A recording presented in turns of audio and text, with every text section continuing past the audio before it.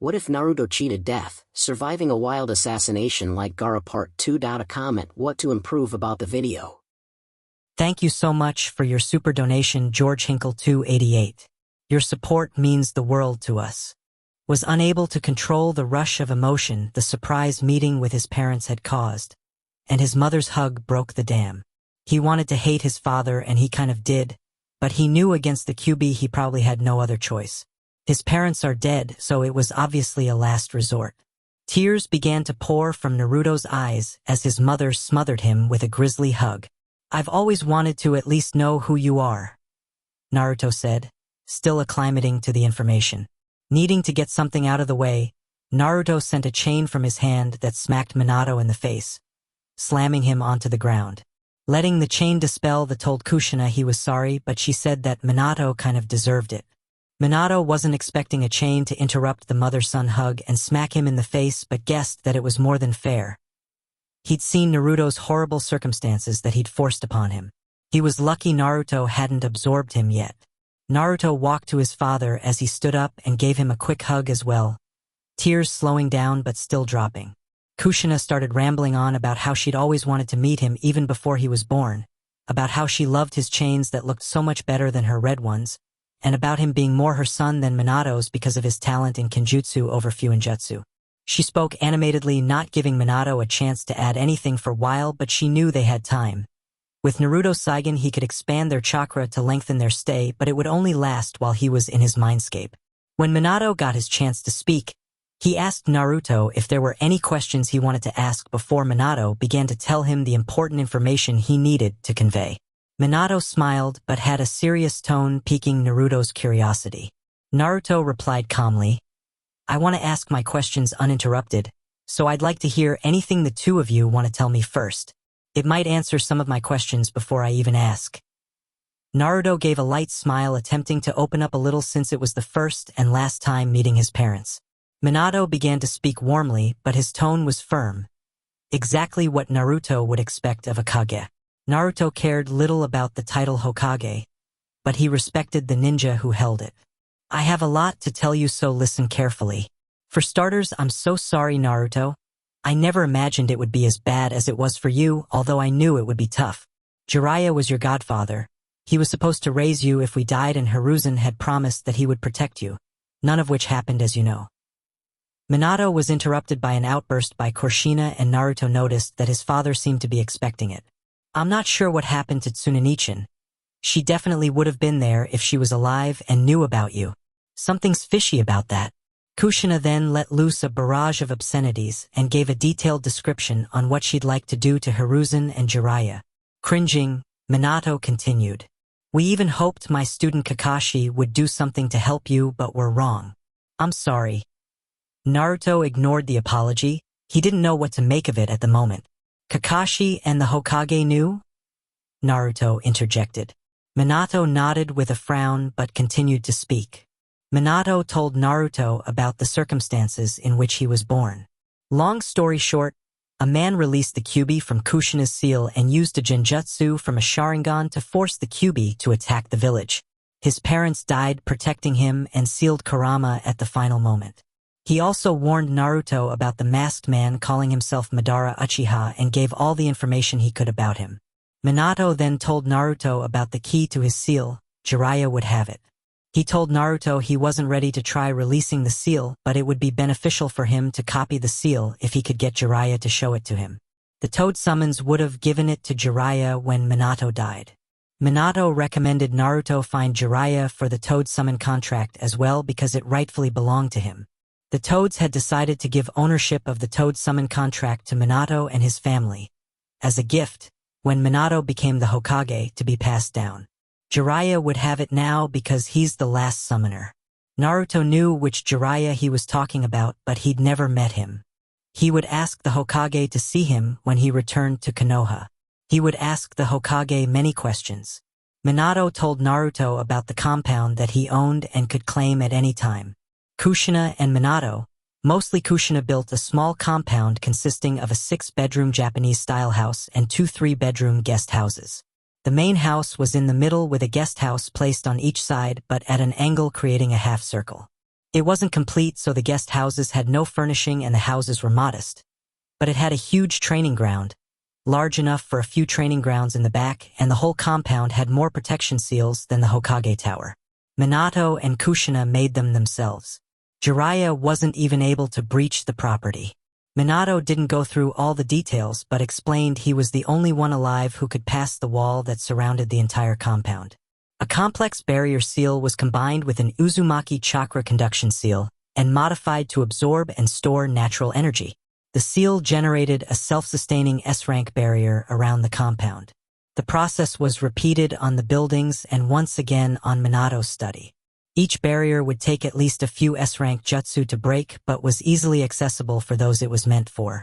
The barriers would allow Kushina, Minato, and anyone who was related to them both pass through with no problem. The seal was attuned to their blood and chakra signature. All Naruto would have to do is place his blood over the seal on the front gate and he'd be able to enter the compound and go wherever he wanted.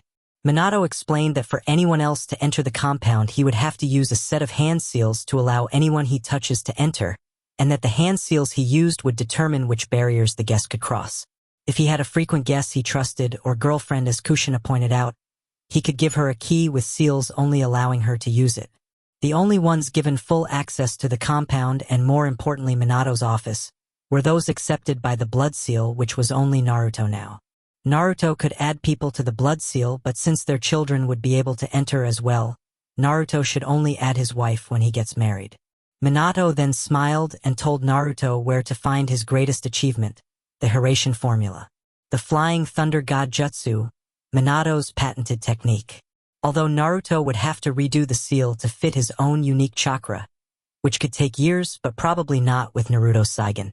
The seal would provide the groundwork of a vastly improved version of the second Hokage's Hiraishin. Naruto would find it in his study along with every jutsu and seal Minato had created. In the study he would find Uzumaki clan sealing jutsu scrolls, Uzumaki clan kenjutsu scrolls, even some Uzumaki clan jutsu which was mostly Suiton and Raiton ninjutsu. He'd also find a blueprint of seals and instructions for all the seals placed in the compound. Kushina said she kept a tanto in the office on a stand. It was made from a strong chakra metal grate for conducting seals, and she thought he might find it useful. It was the tanto her father gave her when she left Uzushio for the Leaf Village. The Uzumaki clan had an open account within Konoha at the time of Uzushio's destruction, so his mom and now Naruto inherited their clan's funds, having the yen equivalent of nearly 330 mil, similar to Sasuke's situation. Naruto could claim only the house and a portion of the money before he turned 18 or was promoted to Chunin. Naruto took in every word, barely even blinking in fear of losing the sight he had now. He had a family who loved him and they were looking at him with so much warmth. They left all this for him, and because of that he could publicly claim Hinata without shaming her clan. Hiruzen kept all this from him. Forget the compound and everything in it. He had parents who loved him, but Hiruzen, Jiraiya, and Kakashi kept the information he had the right to know to themselves, and he was furious about it, but this wasn't the time. Naruto was already expanding his parents' chakra to extend their stay, but it would only last for so long. He began to ask his parents about themselves and their childhood and lives for hours until Naruto felt Hinata trying to wake him. His parents had explained everything they could to help him in the future. Before Naruto left, his parents asked him to open up to at least a few people and that there were better ways to increase his survival than killing. Minato asked him to not hate the village, and that he could become Hokage if he wanted but would have to kill to improve his village's chances of survival instead of simply his own. Naruto would give it thought, but likely just that. Kushina asked him to keep Hinata and to respect her, not to drink too much, and not to gamble if he could help it.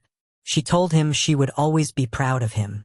Naruto told his parents he loved them as they were. Beginning to fade. He gave his parents another hug, who left him with heartfelt parting words and advice that made him begin to let loose a few tears. Soon after they were completely gone, sadness turned to anger as he left his mindscape.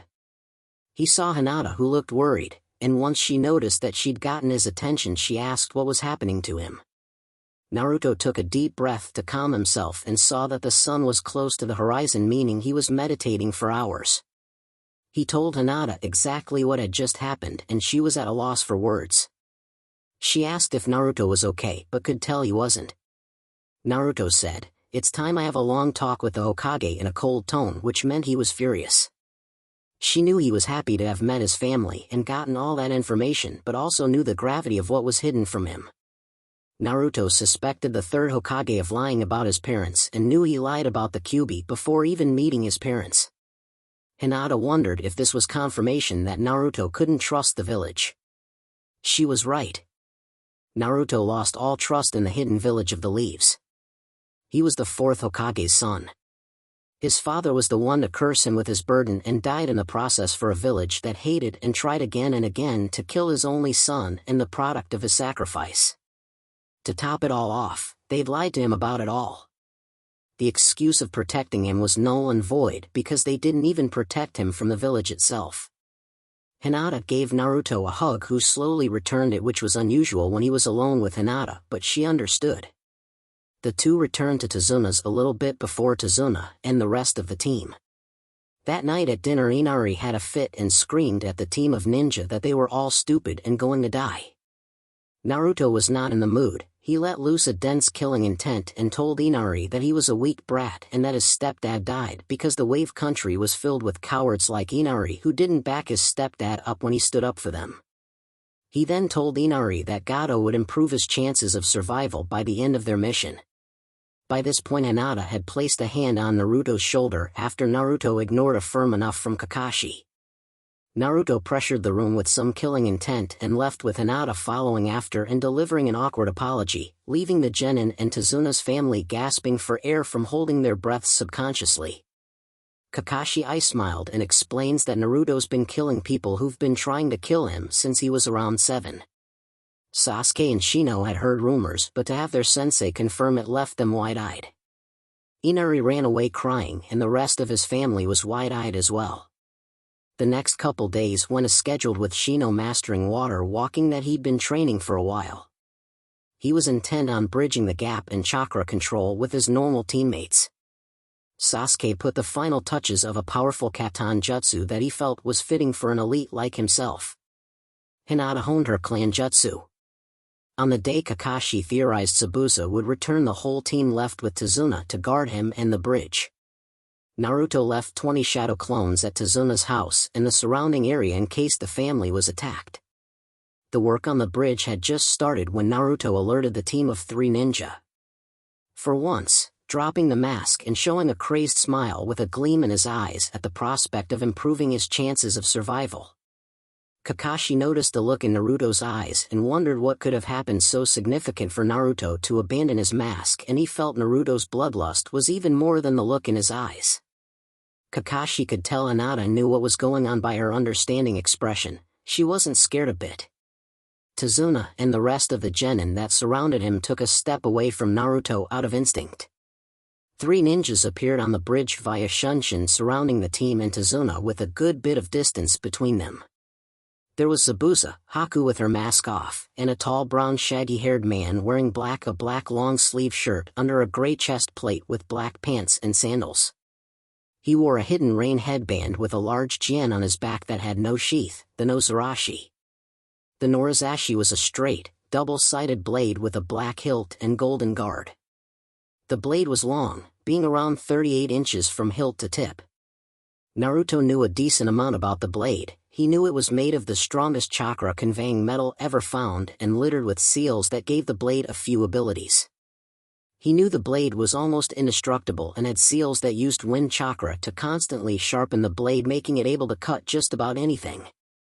The blade could also discharge wind chakra with a slash of the blade, making it just as strong or even stronger than the Raijin. The blade would soon belong to him, Naruto thought.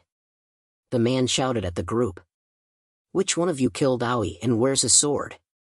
"I can find another partner better than Aoi, but I got to kill you on principle." Naruto's crazed smile grew as he activated his Saigen and jolted to the man he knew was Kazuma Kurosagi. Naruto appeared next to him in mid-swing of his katana, aiming to behead him. Kazuma ducked under the swipe and jumped backwards, removing his sword with a scowl on his face. Naruto wasn't done and sent 8 chains to impale his opponent in vital points. Kazuma contorted his body to cleanly dodge 3 of the chains. He channeled wind chakra through his sword and cut through 3 more of the chains, but 2 of the chains caught him slightly. One tore through his side that would have impaled his liver if he hadn't moved, and one scraped the inside of his left arm. Kazuma growled and released a wind slash at Naruto, cutting the rest of the chains in the process.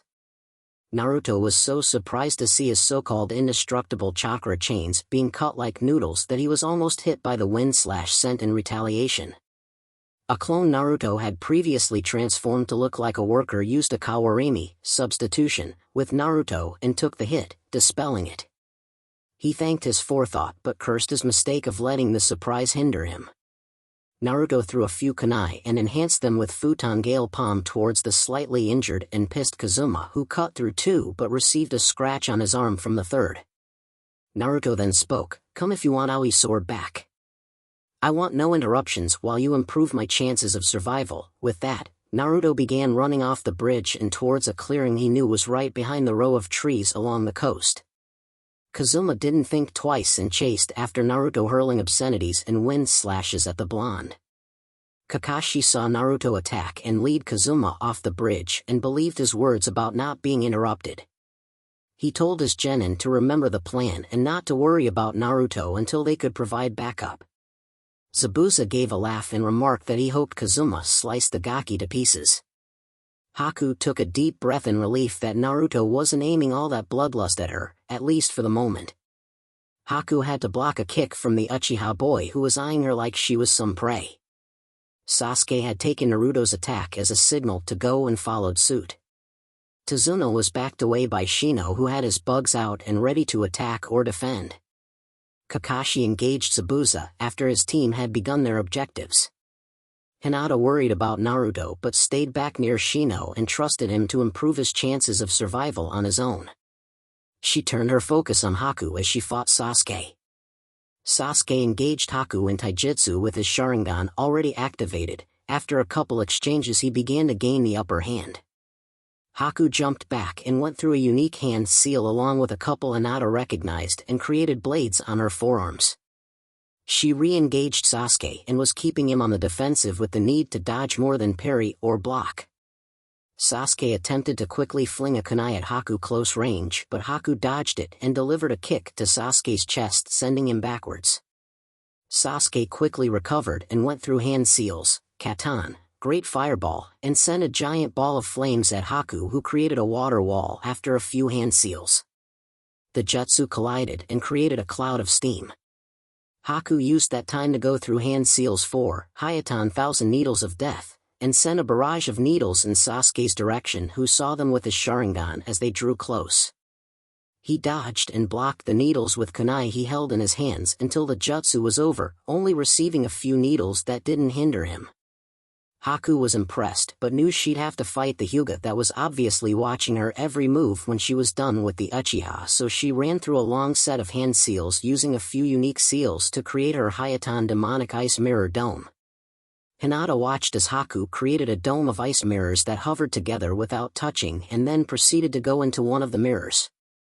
She had a feeling Sasuke was in trouble, so she drew closer but didn't act. Sasuke had made it clear she wasn't to help even if he died. Hinata would jump in before then, but he deserved a nice ass kicking first. Sasuke saw Haku go through hand seals and stood on guard ready to dodge or counterattack, but wasn't expecting a bunch of mirrors to come together to form a dome around him. He could see Hinata had come closer through the cracks, but he was damned if he needed help from a Hyuga. Sasuke tried to kick the ice and break it, but the mirror didn't even budge. He jumped back to the center of the dome and sent a Katan Great Fireball at the mirrors that once again didn't budge. Sasuke was beginning to get mad but kept cool and tried to think of a way out. His ninja senses screamed and he dodged a barrage of Senbon but still took 2 to the shoulder. He turned to see Haku inside of the mirror that was behind him. After a not-so-friendly banter between the two, Haku began her attack while Sasuke tried to figure out what was going on. Sasuke could dodge most of the needles using his Jujutsu but could barely keep up with Haku because she would move to mirrors behind Sasuke to get out of his eyesight. She must have seen his Sharingan when he rescued Kakashi from Zabuza. This continued until Sasuke had multiple needles around his body. Hinata thought it was time and began trying to break the ice or at least distract Haku. Hinata could see what Haku was doing for the most part with her Byakugan. She knew how fast she was and didn't want to test her speed against Haku's near the dome. Hinata sent 5 water clones to test the strength of the ice, which divided Haku's attention, causing her to pay attention to Hinata and Sasuke while maintaining her dome. Sasuke used the slightly extra time he was getting, ignoring the fact that Hinata was interfering. He noticed Haku moved in a certain pattern and calculated her next 2 mirror appearances. Sasuke needed an opening to use his strongest Katan Jutsu, but he wouldn't be fast enough to set a trap unless he took the first hit and caught Haku on the second mirror. Having decided, Sasuke removed shuriken tied with wire and threw them in a way that the 2 of the shuriken curved away from middle shuriken. Haku jumped to the first mirror and threw her senbon, hitting him but missing vitals before moving to the next mirror, and was barely able to dodge the shuriken Sasuke had thrown before she even headed towards the mirror. Haku was about to enter her mirror and away from danger when ninja wire wrapped around her, pulling her to the ground. As soon as Haku fell into Sasuke's trap, he went through hand seals and unleashed his strongest Katan Jutsu, Katan, Dragon's Maw. Sasuke released a condensed stream of flame from his mouth, aiming at Haku and the mirror behind her. Haku used a single one-handed hand seal to create blades of ice on her arms to cut the ninja wire and entered the nearest mirror before using it to jump to another mirror. She barely avoided a flame shower as Sasuke's jutsu slammed into one of her ice mirrors and quickly started melting it. Haku pumped as much chakra as she could into the mirror, and it began to repair itself but began melting again, but slower when Sasuke poured more chakra into his jutsu. Haku knew her best option was to take out Sasuke before he could escape, and jumped from her current mirror to one behind Sasuke and sent needles to his neck, intending putting him in a death-like state. Haku's mirror melted completely through in the middle but was beginning to rebuild itself when that same mirror exploded and Sasuke's body disappeared and was replaced with a Hinata. Haku checked the outside of her mirrors and saw Hinata with Sasuke about 10 feet behind her, being dragged by bugs towards the bug genin. After dispelling Hinata's water clone, Haku manipulated her mirrors to move around, boxing in Hinata, who tried to escape but didn't think the dome of mirrors would come to her. Hinata didn't panic because she'd already come up with a plan for if she was trapped in here. Hinata didn't have to track Haku because she could see all around her in almost a 360-degree range. Even if Haku was fast enough to attack from multiple directions at the same time, she could see all directions at the same time and act accordingly. Haku attempted to hit the Hyuga with her senbon barrages, but after a handful of attempts she was only able to get her a couple times. Hinata put together that it was the ice user who encountered Naruto in the forest, and Hinata wondered why Naruto had left this girl alive, so she asked a question, "Why'd Naruto leave you alive?" Haku was surprised by the question from the Hyuga but told her that if she won she'd tell her. She also relayed a message to Hinata in the event that she died. The message was to tell Naruto that she chose to complete this mission as herself, and that it was her last mission with Zabuza regardless. Haku had taken Naruto's words to heart and made up her mind to be her own person. She'd even confronted Zabuza, who called her a broken weapon that he didn't need anyway. Haku's only still going along with the mission to test Hinata, the girl Naruto had said would defeat her. Hinata figured Naruto had either helped Haku with a decision or given her a choice, but for what? She didn't know. She'd have to close all of Haku's points to get her answer. Hinata felt a chakra spike and looked through the ice in the direction Naruto ran off in, and saw a tornado rampaging through the trees that even continued onto the water, sending blades of wind that destroyed all of the trees it passed. Hinata knew Naruto couldn't do that and decided she needed to finish things with Haku. With Naruto led the loudmouth Norizashi wielder to the nearby clearing while dodging wind slashes and bad insults. He waited in the clearing for Kazuma, who made his appearance by trying to bifurcate Naruto. Naruto could sense him coming and jolted away in the nick of time, appearing in the middle of the clearing. Naruto calmed his bloodlust and gave Kazuma an impassive expression. Kazuma just gave Naruto an arrogant smirk and charged at him, slashing with his large blade. Naruto was under no illusion that the katana his ever-absentee sensei, Crow, gave him would hold in a head-up clash with the Norizashi. He wouldn't use the Raijin no Ken because, as far as he was concerned, the Raijin no Ken was forever gone. Naruto parried the Norizashi and stepped past the sword, being sure not to let his blade come full contact with the blade edge. Naruto repositioned and swung his katana downwards, trying to slash Kazuma while within his guard. Kasumi contorted his body sideways, bringing the norizashi high enough across his chest to block Naruto's katana after it sliced into his shoulder, leaving a shallow but long cut. Naruto Jolt stepped backward to avoid the wide slash sent by Kasumi. Naruto attempted to impale Kasumi with a quick barrage of his chains, but a large wind slash tore through them. Finding out the weakness of his chains mid-fight wasn't helpful to Naruto, improving his chances of survival. He wouldn't risk using his unique kenjutsu style because it heavily relied on his chains to keep the enemy at bay. Changing tactics, Naruto made 50 shadow clones to find Kasuma's weak points. The clones weren't coordinated in their attacks because they were meant to be sacrificed to improve his chances of survival. Naruto thought over the memories from his clones and decided that his best option was to use his speed because he was much faster than Kasuma, although the man had good reaction speed. Naruto's kenjutsu was slightly better than Kasuma's, but Kasuma's sword was vastly better. The norizashi had already left gashes in his blade, and Kasuma could fire off his wind slashes with seemingly little to no chakra. Naruto decided to try using his speed to cut off Kasuma's arm and then his head, improving Naruto's chances of survival.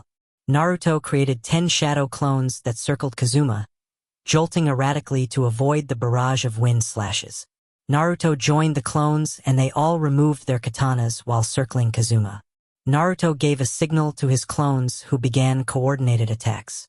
They would attack from opposite sides simultaneously, use high-low tactics, and even throw kunai back and forth to distract Kazuma. Kazuma showed a surprising reaction speed by dodging, parrying, and slashing through the clones. Although he received a few more cuts and a gash on his thigh, 6 clones were dispelled in the first few exchanges. Naruto continued to circle Kazuma while building speed by timing his jolt steps and performing consecutive jolt steps, almost creating after images as he ran. Kazuma saw that Naruto was up to something. It was kind of obvious, but he couldn't do much until he dealt with the clones. They could take advantage of any of his mistakes. Kazuma discharged a few well-timed wind slashes to dispel the remaining clones, and his senses warned him to dodge or swing, so he swung his blade, speeding up his swing by a burst of futon chakra. Kazuma's sword chopped through 2 things: a katana headed towards his arm, and the tip of a spike of hair on a certain blonde's head. Naruto didn't care about how close to not surviving he just was. Naruto was having what his new furry friend would call one fucked up week. His precious katana was now destroyed. His village hated and lied to him. His chains had a glaring weakness that he never knew about, and he now missed the dead parents that he never knew until a few days ago. Naruto was about to fucking kill Kazuma and probably someone else. His chances of survival needed improving now. Naruto jolted back a few times and created 30 more clones, ignoring Kazuma's annoyed growl and proclamation that they weren't working. He observed impassively as his clones enacted his next strategy, occasionally dodging wind slashes from Kazuma. Kazuma wanted to attack the real Naruto, but the little fuckers of clones would slash him from behind if he headed his direction. 20 clones recreated Naruto's earlier strategy with coordinated attacks and constant movement. With so many opponents this time, Kazuma was having a hard time dodging every kunai slash or projectile, but was still trimming down the clones at a similar pace. Naruto saw an opening and charged in to deliver the final blow. Kazuma smirked. He faked an opening to draw out the real one. Naruto noticed a smirk on the ninja's face, and his shinobi alarms started ringing. Quickly, he sent chains through the ground to stop his forward motion, narrowly escaping a slash to his abdomen. Although he was sure he dodged it, Naruto received a shallow cut. Wind chakra, Naruto thought. He'd have to be more cautious and watch with his Saigon. Naruto's remaining 10 clones paired up in groups of 2, then spread out in positions surrounding the attacking clones and Kazuma. When there were 4 clones left circling Kazuma, the clones came to a halt and clasped their palms together. Next, they quickly opened their palms facing Kazuma. Each clone's left palm had a flash seal that was activated with a quick ram seal with the clone's right hand. The seals released a blinding flash with a deafening pop, disorienting Kazuma, while each of the pairs of clones went through hand seals. One clone would perform Raiton electromagnetic murder while the other performs futon air bullets.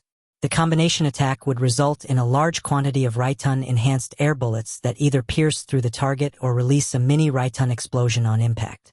The clones prepared the attack but waited for Naruto's signal.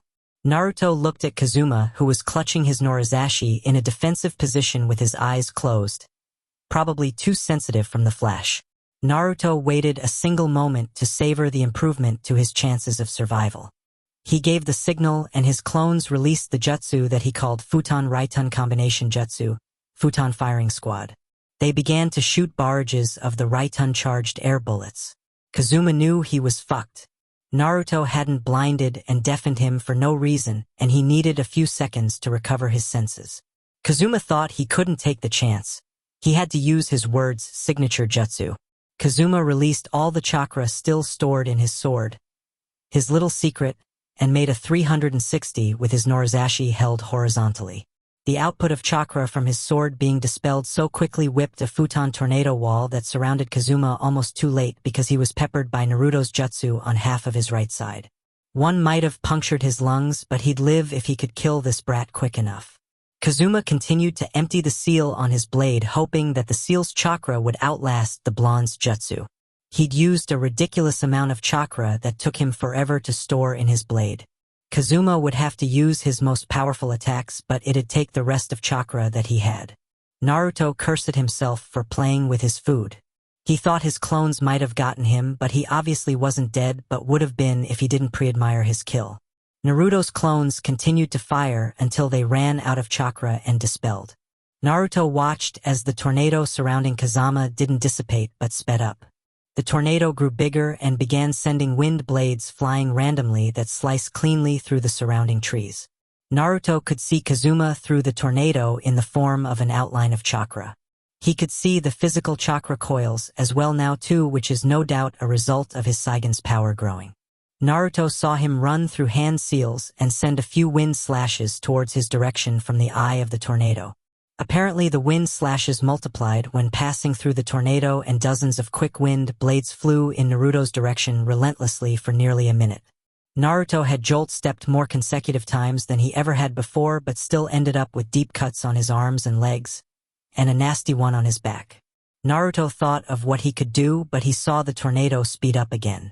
Naruto saw Kazuma molding almost all of his chakra while blurring through hand seals and immediately went through his own seals. His chains would be like wet noodles against such strong wind chakra, which he'd only recently learned. Naruto clasped his hands together after completing his seals to mold his chakra and placed his hands on the ground and screamed for all his survival could muster, "Mokutan Great Bunker." Naruto created a wooden dome and then created a wooden pyramid over his dome while pumping a ridiculous amount of chakra into the wooden structures. The first dome was small, just barely big enough for Naruto to fit in uncomfortably. He needed this dome to be condensed and infused with as much of his chakra as possible, and the closer the easier. The pyramid formation was to help disperse what he was sure to be a horrible jutsu.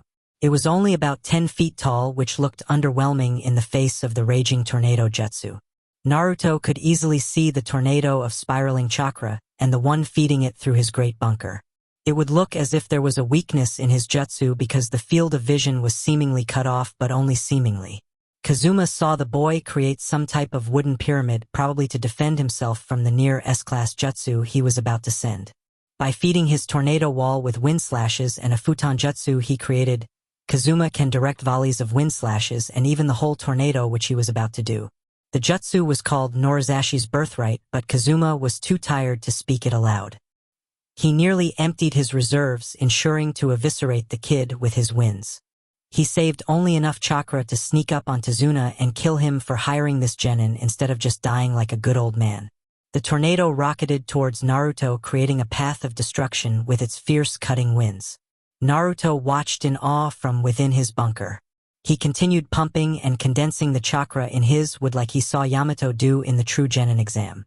When the jutsu hit, he fought to maintain his pyramid but eventually let go of it and focused all his chakra on the little dome. His pyramid held up for a few more seconds against the ripping tornado until it was shattered into millions of splinters. The tornado continued its path of destruction over Naruto's dome and carved its way to the coast and then onto the water. After another minute or so had passed, the jutsu dispelled. Kazuma looked across the now huge clearing to see the dome with numerous deep slashes still holding up after all the carnage. Kazuma wouldn't let this kid outlive him and figured the Norizashi itself would be able to make it through the small dome. Kazuma molded the last of his chakra into his sword and charged the dome, intending to stab through it. The brat was open while he was blinded by his own jutsu. After all, Kazuma thought. Naruto was exhausted after expending so much chakra, though he still had chakra to spare. The amount exerted was enough to make him breath heavily. Naruto saw Kazuma charge his dome and knew that no matter how strong his dome was, Norizashi itself could probably cut through it. He quickly went through hand seals for his splinter spear jutsu, and when Kazuma was a step away from impaling the wooden defense when Naruto released about a dozen long spears of wood impaling Kazuma in multiple vital points. Naruto had timed it perfectly and finally improved his chances of survival using his opponent's weakened state and their preconception that he was blind inside of his dome. Naruto reseated his wooden dome to the ground. He then claimed his prize and lopped off Kazuma's head, sealing them both away. From this point on, the legend of the Raijin no Ken and the growing legend of the Norizashi were over. This was the beginning of creation of one of the greatest swords in the world. Naruto would do more than replace his katana that couldn't really be replaced. He found the broken pieces of his sword by sensing out the residual chakra still inside the shards and sealed it away. Naruto was content to have both swords, but his bloodlust was still raging. More people would have to improve his chances of survival because of his village's treachery. It wouldn't be smart to kill anyone in Konoha, but he was open to who it'd be. Even if he had to search for Gato and every last thug in Waves, Naruto was going to have his carnage. For Naruto, the sooner the better, because if he didn't quell his anger soon, by the time they returned to Konoha, he felt like he might just release Kyuubi to have some fun with the real villagers. Fortunately for him, he sensed the next improval to his chances of survival, piling onto the bridge. Naruto smiled and was almost giddy at the willing victims. With Hinata, she figured that Haku was watching as well because she wasn't attacked, even though Hinata would have been able to see the attack too. Haku, like Hinata, thought it was time to end the fight. Hinata resumed dodging the increasingly faster attacks, with Senbon increasing her speed as well, but still receiving a few more Senbon in her body. Hinata Jolt stepped to a mirror after dodging a barrage of Senbon. Hinata focused chakra into her palm and slammed it into the mirror, releasing the built-up chakra on contact. The mirror cracked from the sudden powerful impact. The strike was one of Hinata's jutsu, Air Palm. She'd modified the Air Palm to be a close-range attack by using her now near-perfect chakra control to condense and release the attack within the palm of her hand instead of projecting it. The mirror began to repair itself as Hinata prepared another close Air Palm. Haku couldn't let that next one hit and jumped to the mirror next to the cracked one and kicked Hinata back to the center of the dome. Haku re-entered her dome and began sending barrage after barrage at her top speed at Hinata, who'd recovered and began dodging as fast as she could but was receiving a needle in almost every barrage. Haku decided she needed her trump card to beat Hinata, so she went through hand seals and created a clone of herself in every mirror. She then announced the name of the jutsu she worked so hard to create: Ice Release All-Encompassing Rain. Haku released a barrage of ice senbon from every mirror, believing that she was sealing her fate when Naruto found out she'd killed the girl he had so much faith in. Hinata saw Haku appear in every mirror and assumed a traditional Juken stance. One she didn't use often nowadays but was needed for the so-called ultimate defense of the Hyuga clan. Hinata began to spin, expelling chakra from all her chakra points. A dome of chakra quickly emerged around Hinata and deflected all the ice senbon. As Hinata ended her clan jutsu called the rotation, she immediately made the cross hand seal and poofed a shadow clone next to her, who charged at a mirror and slammed another condensed air palm into the mirror, once again cracking it. Hinata followed her clone but knew she wouldn't reach the mirror and began her rotation a step away from the cracked mirror. Haku had seen Hinata's clone crack her mirror, with Hinata following behind. Haku dispelled the clone with an ice senbon and appeared in the mirror next to the one Hinata's clone had cracked. Haku jumped out the mirror to kick Hinata back to the middle of the dome like before, but ran into the Hyuga girl's dome of chakra. The speed at which Haku was moving was used against her when the dome of chakra reversed her momentum, throwing her into her own mirror that she was too dazed to enter. Haku fell to the ground and got up slowly after being ragdolled in her own ice dome. Haku looked up to see the Hyuga girl thrusting her palms in her direction. Hinata used Haku's slow recovery to close the distance and begin attacking her chakra points. Haku attempted to fight back or jump to a mirror, but Hinata was too fast and closed off 64 of her main tenketsu. With Hinata's more fluid juken, she could string any attack with the next until her opponent's main 64 tenketsu were closed, as opposed to the traditional juken that used a specific stance and needed a somewhat stationary target to hit. The dome of ice collapsed into water all around Haku and Hinata. Hinata looked down at the ice user who couldn't lift a finger and told her they weren't done.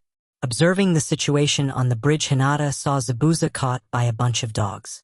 Kakashi then plunged a hand covered with some lightning jutsu into Zabuza's chest. Shino was guarding Tazuna and Sasuke, and what Hinata saw next made her eyes widen. She saw a large band of thugs that she approximated to be around 330 or so members, being led by a short, fat, balding businessman with extremely expensive clothes. The man she knew was Gato, by his description, stopped walking and was surrounded by his goons. He then began to laugh boisterously, mocking Zabuza's death. Haku, who'd seen Zabuza be impaled from her spot on the ground, was furious but could do nothing. Even though Haku had made the decision to not be anyone's tool, it didn't mean she wanted to see Zabuza die. Haku actually had an unrealistic hope that she'd be able to get Zabuza to abandon the mission, but was wrong, and Naruto was right about Kakashi. Gato told his goons that they could have the girls after they kill the remaining ninja, and the conscious and present members of the Konoha team took up defensive positions. Haku only hoped they didn't leave her to the goons, or at least that Naruto would come back and kill her first. As Gato's goons sized up the shinobi, Naruto appeared in a shunshin right behind Gato. Naruto quickly took out two kunai, extending its length with futon chakra. He slashed through Gato's neck mid-laugh, and before Gato's body showed any sign of the beheading, Naruto cleanly slashed Gato's head into 6 parts. Gato's head exploded into a shower of blood that splattered Naruto and the surrounding thugs. The closest thugs to Naruto were in shock, and looking at the blonde's expression made them believe all the horror stories they would hear as kids. They were about to be in one. Naruto had returned to his crazed smile, but his eyes were furious. The killing intent drifting off of the young ninja was causing the closest thugs to completely freeze. Hinata and the rest of the team minus Sasuke, who was still out, saw Naruto appear and butcher Gato's head, and now they were worried for the thugs. Hinata could tell from Naruto's expression that he'd lost it. Hinata told her team to keep as much distance between them and Naruto as possible, because even she might not be safe from him for now. Kakashi wondered if it was the Kyuubi, but he didn't feel an ounce of the malevolent chakra. Kakashi racked his brain trying to find out exactly what set Naruto off to this extent. Naruto's crazed smile became outright manic as he released over 50 large chains that impaled, sliced, drained, crushed, and strangled thugs indiscriminately. Particularly gruesome and inventive improvements were Naruto's only semblance of control. Blood began to pool, bodies were tossed about and ripped apart. The screams were bone-chilling as Naruto's chains tore through the horde of thugs. Naruto withdrew his chains after a couple minutes. He could sense the thugs getting over their shock and beginning to run away, which he couldn't have. Some had jumped over the bridge, but most knew it wasn't survivable with the sharp rocks and strong rip currents. Naruto ignored the blood he felt dripping off him and piles of bodies that had improved his chances of survival, and used a shunsin to appear in front of the fleeing thugs. The thugs had barely made it to the beginning of the bridge, but were now faced with the bloody brat they were running from. They chose one of a few options. Some charged Naruto with their various weapons to go out with dignity. Some tried to run past and around, while most ran the opposite direction. Naruto had begun taking out the thugs personally with his extended kunai. He started jolting, continuously making a kill to a fleeing or attacking thug with every step. Naruto saw a few getting away by using their sheer numbers to escape, so he pushed his jolt step to be faster and achieved just that with every step. Naruto decimated almost 50 of the thugs seemingly at once, as if there were multiple Narutos. He even managed to get the ones who'd made it past him and was pushing the horde back, which caused the majority to turn and run the opposite way. Naruto's body was reaching a limit he didn't know it had. He was perfectly healed with the combination of Kurama's chakra and what he'd absorbed, but the chakra use was creating a strain on his coils that he couldn't heal. Deciding to finish the last 100 or so thugs, Naruto created 50 clones who grouped into twos and surrounded the remaining thugs by jolt stepping into their positions. They ran through hand seals for the futon-raiton combination jutsu, firing squad. They awaited Naruto's signal to finish off the thugs who were huddled together begging to be spared. The thugs weren't even fighting back anymore, and Naruto's expression had become impassive with a little tint of boredom at the sight. Naruto's need to improve his chances of survival was sated when he'd gotten up close and personal. Now Naruto was just going through the motions, so he gave his signal and the clones let loose the Raiton-enhanced air bullets into the remaining mob of thugs. Once again blood began to rain and the screams filled the air until they went silent, shortly followed by the poof of Naruto's clones running out of chakra. Naruto saw 12 more living chakra signatures hiding within impromptu graveyard and, having gone as far as he had, decided to finish the job. Naruto was a fan of perfection after all. He sent out 12 chains to grab the remaining 12 living thugs and raised them above his head. Naruto then coiled his chains around them, nearly encompassing their entire bodies. He raised his right hand and slowly closed it into a fist. The sounds of screams giving way to the sound of bones crushing that became the sounds of blood raining down upon Naruto. Naruto then spoke in a tone that he felt to bore the absolute truth. "This is what Konoha has made me. If your wish is to fight beside me, to stay by my side, or to attempt to guide my path, then you must be able to feel the rain as I do. One day, I will stand atop the ninja world as the strongest ever, and if you cannot stand the rain, you won't make it there with me." Naruto closed his eyes as he felt the blood continue to rain down upon him. He felt Hinata jolt step to his side and look him in the eyes. Naruto told her that he didn't mean the rain part literally, and Hinata just kissed him. When she pulled away, told Naruto that she knew what he meant and she'd weather the rain with him literally and metaphorically, to which he smirked. Naruto dropped the bodies away from him with a thud and winced at the pain his adrenaline was hiding. Hinata checked Naruto over with her Byakugan and saw his coils were inflamed pretty badly. Naruto told her he'd be fine for now but had one more objective of the day. Tazuna had passed out after smelling the heavy scent of blood in the air during Naruto's chain rampage. Shino was currently throwing up and dry heaving at the scene he'd just witnessed. He never even noticed Hinata leave them. Kakashi wanted to believe he was hallucinating. His sensei's son had become a blood-lusted, cold-hearted killer. He watched the hunger to kill in Naruto's eyes when he killed Gato, and was disgusted by the look of ecstasy in Naruto's eyes as he killed nearly 200 thugs with his chains. Naruto never once flinched at any of the carnage he'd caused. He wasn't even blonde anymore. His hair was dyed a dark red by the blood of the thugs. His hair was crimson even though he was a blonde. The bodies on the bridge were mutilated and laying in pools of blood so thick it virtually painted most of the bridge. Worst of all was what Naruto had said to them. Kakashi was pretty sure it was directed to all of them minus Sasuke. The true message was, "This is who I am. Either you're with me until the end or not at all." Watching Hinata kiss Naruto, Kakashi knew that she'd choose Naruto over the village. She'd literally followed him through a rain of blood and shared a kiss. Kakashi was fucking tired. He might have to take Anko up on her offer to help him relax when they returned to Konoha. Naruto and Hinata walked over to Haku, who'd watched the whole scene, still dripping with blood. Naruto ordered Haku to explain why she was on the bridge and asked if he needed to break another tool today. Haku told him that she wasn't a tool and she'd been on the mission to test Hinata, which made Hinata raise an eyebrow. Haku explained their interaction a few days before to Hinata and told her she wanted to at least prove Naruto wrong in something by defeating her. Hinata giggled at this and replied, "Not this time," before Haku asked if Naruto's offer was still on the table. Naruto nodded impassively but told Haku she'd have to do something for him before they left. Kakashi didn't have the energy to object. He'd let the Hokage handle it. Sasuke woke up when Haku instructed Hinata on how to properly remove the Senbon, putting him in a death-like state. He was able to move only barely but enough to walk and survey the mass murder on the bridge. Sasuke asked the team what had happened and why the fuck Hinata was carrying Haku on her back, but no one answered the Uchiha, who said they would answer him when they returned to Tazuna's. Over the next 2 weeks, Haku stayed with Tazuna's family and the Konoha team. Sasuke demanded her death as an enemy of Konoha, and Kakashi said that Naruto couldn't make decisions like admitting her to the Hidden Leaf Village on his own. Naruto would simply give them a look that told them they had no choice. The bodies were thrown over the bridge, but there was a section that was stained with a deep red.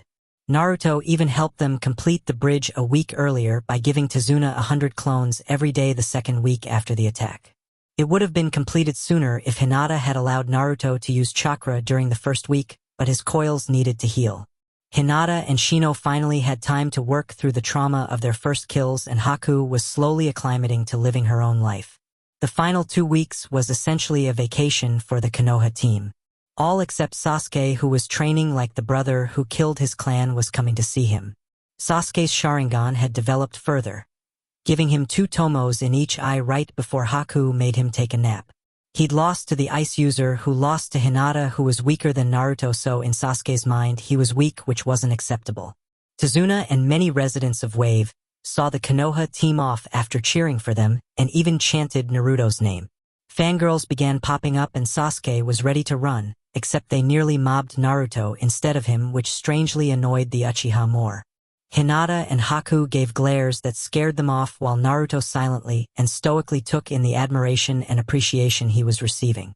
Naruto's impassive expression had even slightly softened, and he had a look of longing in his eyes, something only Kakashi and Hinata noticed. As the team left, they looked at the Great Naruto Bridge, as named by Tazuna and the people of Wave.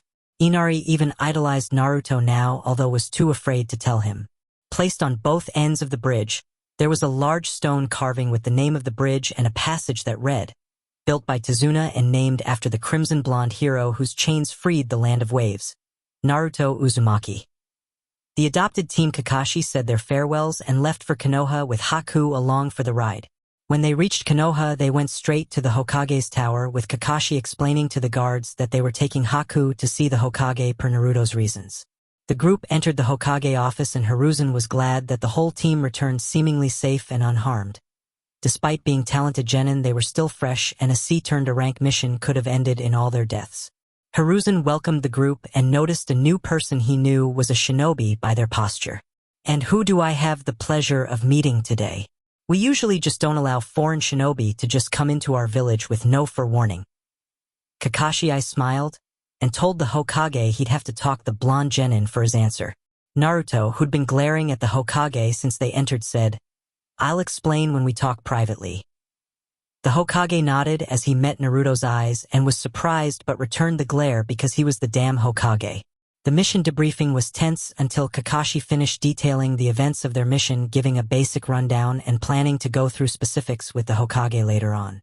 Hiruzen complimented and dismissed the team after giving them 2 to 3 weeks off for accomplishing a rank mission 2 months after becoming a ninja. Naruto asked Hinata to wait with Haku outside while he spoke with the Hokage. The Hokage had his Umbu watching Haku, so he allowed it. Naruto asked the Hokage to speak alone even without the Umbu because he had important things to discuss, more important than the shinobi girl they came with, but would speak with him about that as well.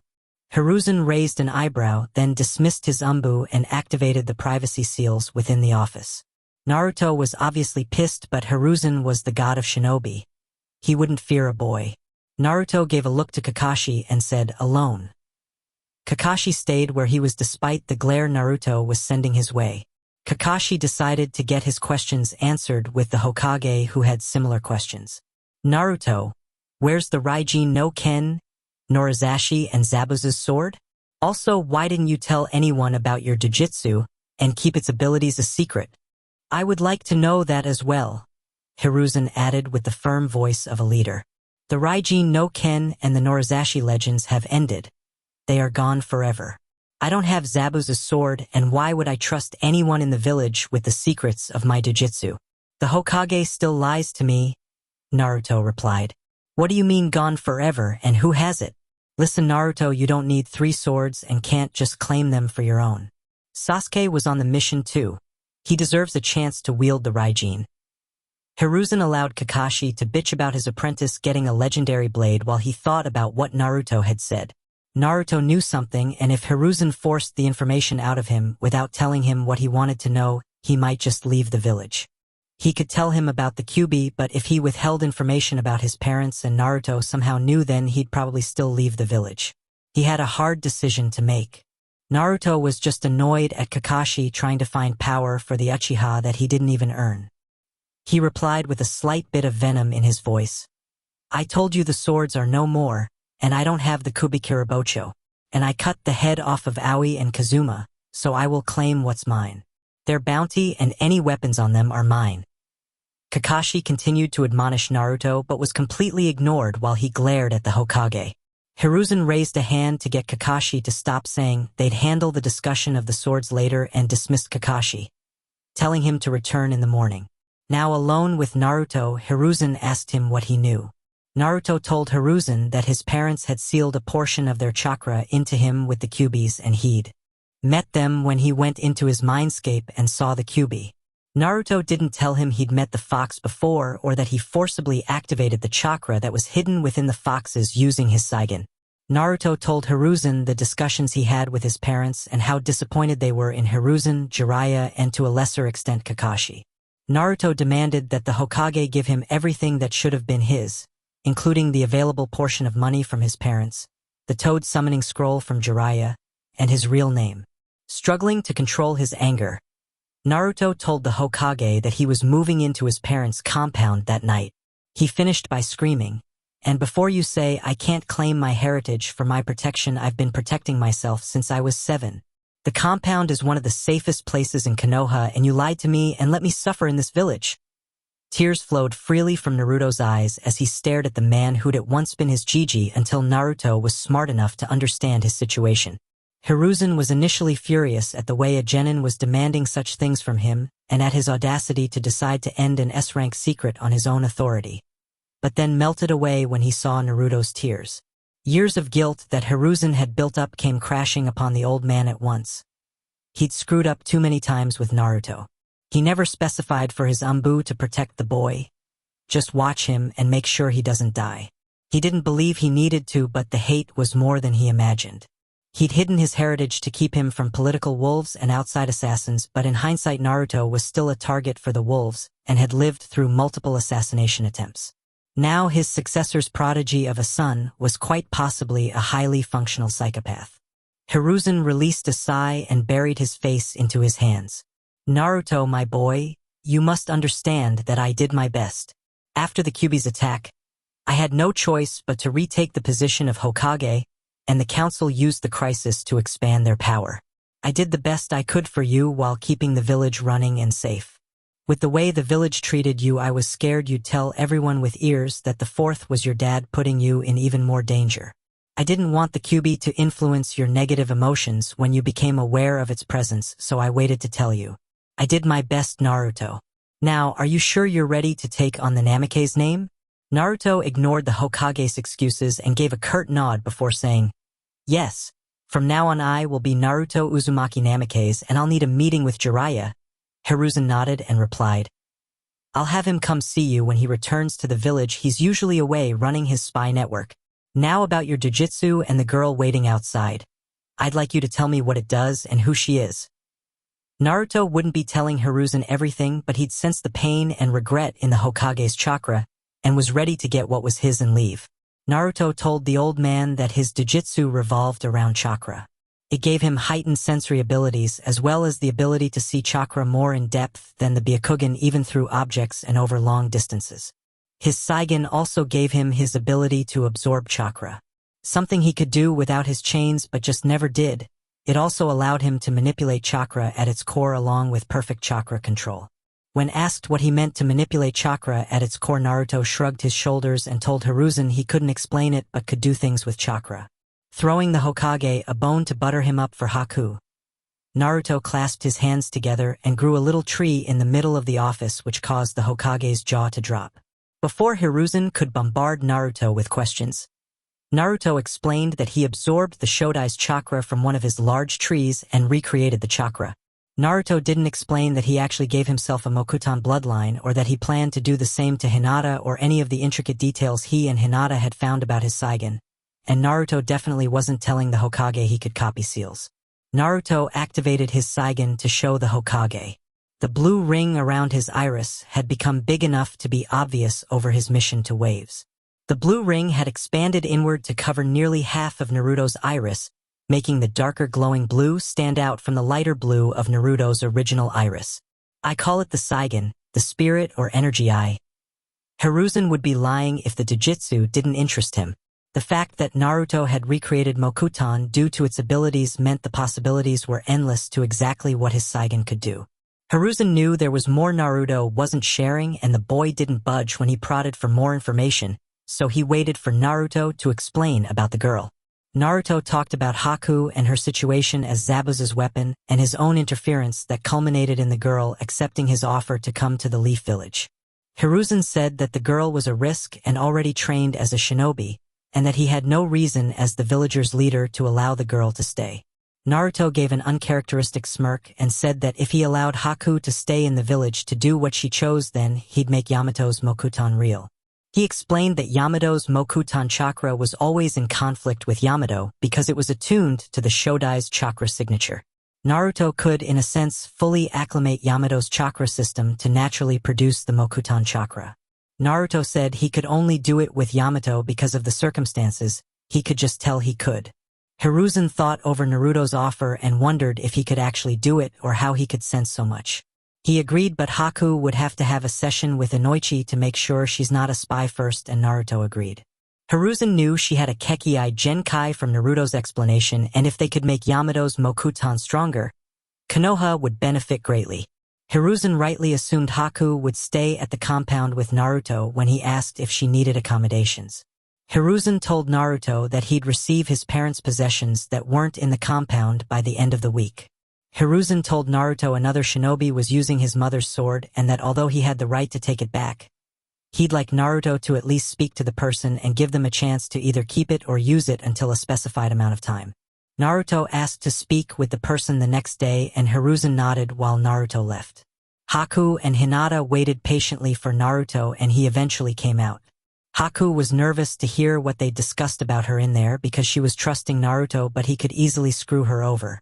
She relaxed after Naruto told her she would be screened by a Yamanaka to ensure she wasn't a spy, then released to live how she wanted in Konoha. Haku was surprised because she thought they'd at least make her become a shinobi. Naruto and Hinata dropped Haku off at the interrogation department and left a clone with her to guide her towards the compound when she was released. As they made their way to the shinobi district, Hinata's eyes bore into Naruto, and she asked Naruto exactly where Haku would be staying within his compound. Naruto let his stoic expression fall in favor of a nervous smile. He told her that Haku would have to stay in the main building with him, since it was the only one furnished, but promised to furnish one of the other houses so Haku could stay there, and Hinata relented. Hinata went to her clan compound with plans to meet Naruto later on after he was able to figure out the barrier seals and maybe even find some keys for her and Haku. Chapter 3 Furaihin no Ken. The legend to be the next few weeks would be busy for Naruto despite being off missions.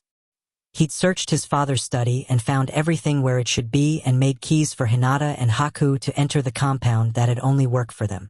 Naruto's main objectives were to have his masterpiece forged and incorporate Hayaton into Hinata's system. The morning after his return, a shinobi wearing an Umbu uniform made an appearance outside of his compound. She didn't wear her mask, had purple hair, and an all-black katana on her back. After introducing herself as Yugao Yuzuki, she explained that Kushina was her role model because she'd held the title of strongest swordsman in Konoha while Yugao was a genin. Kushina had even trained Yugao on occasion, so the third Hokage allowed her to use Kushina's katana.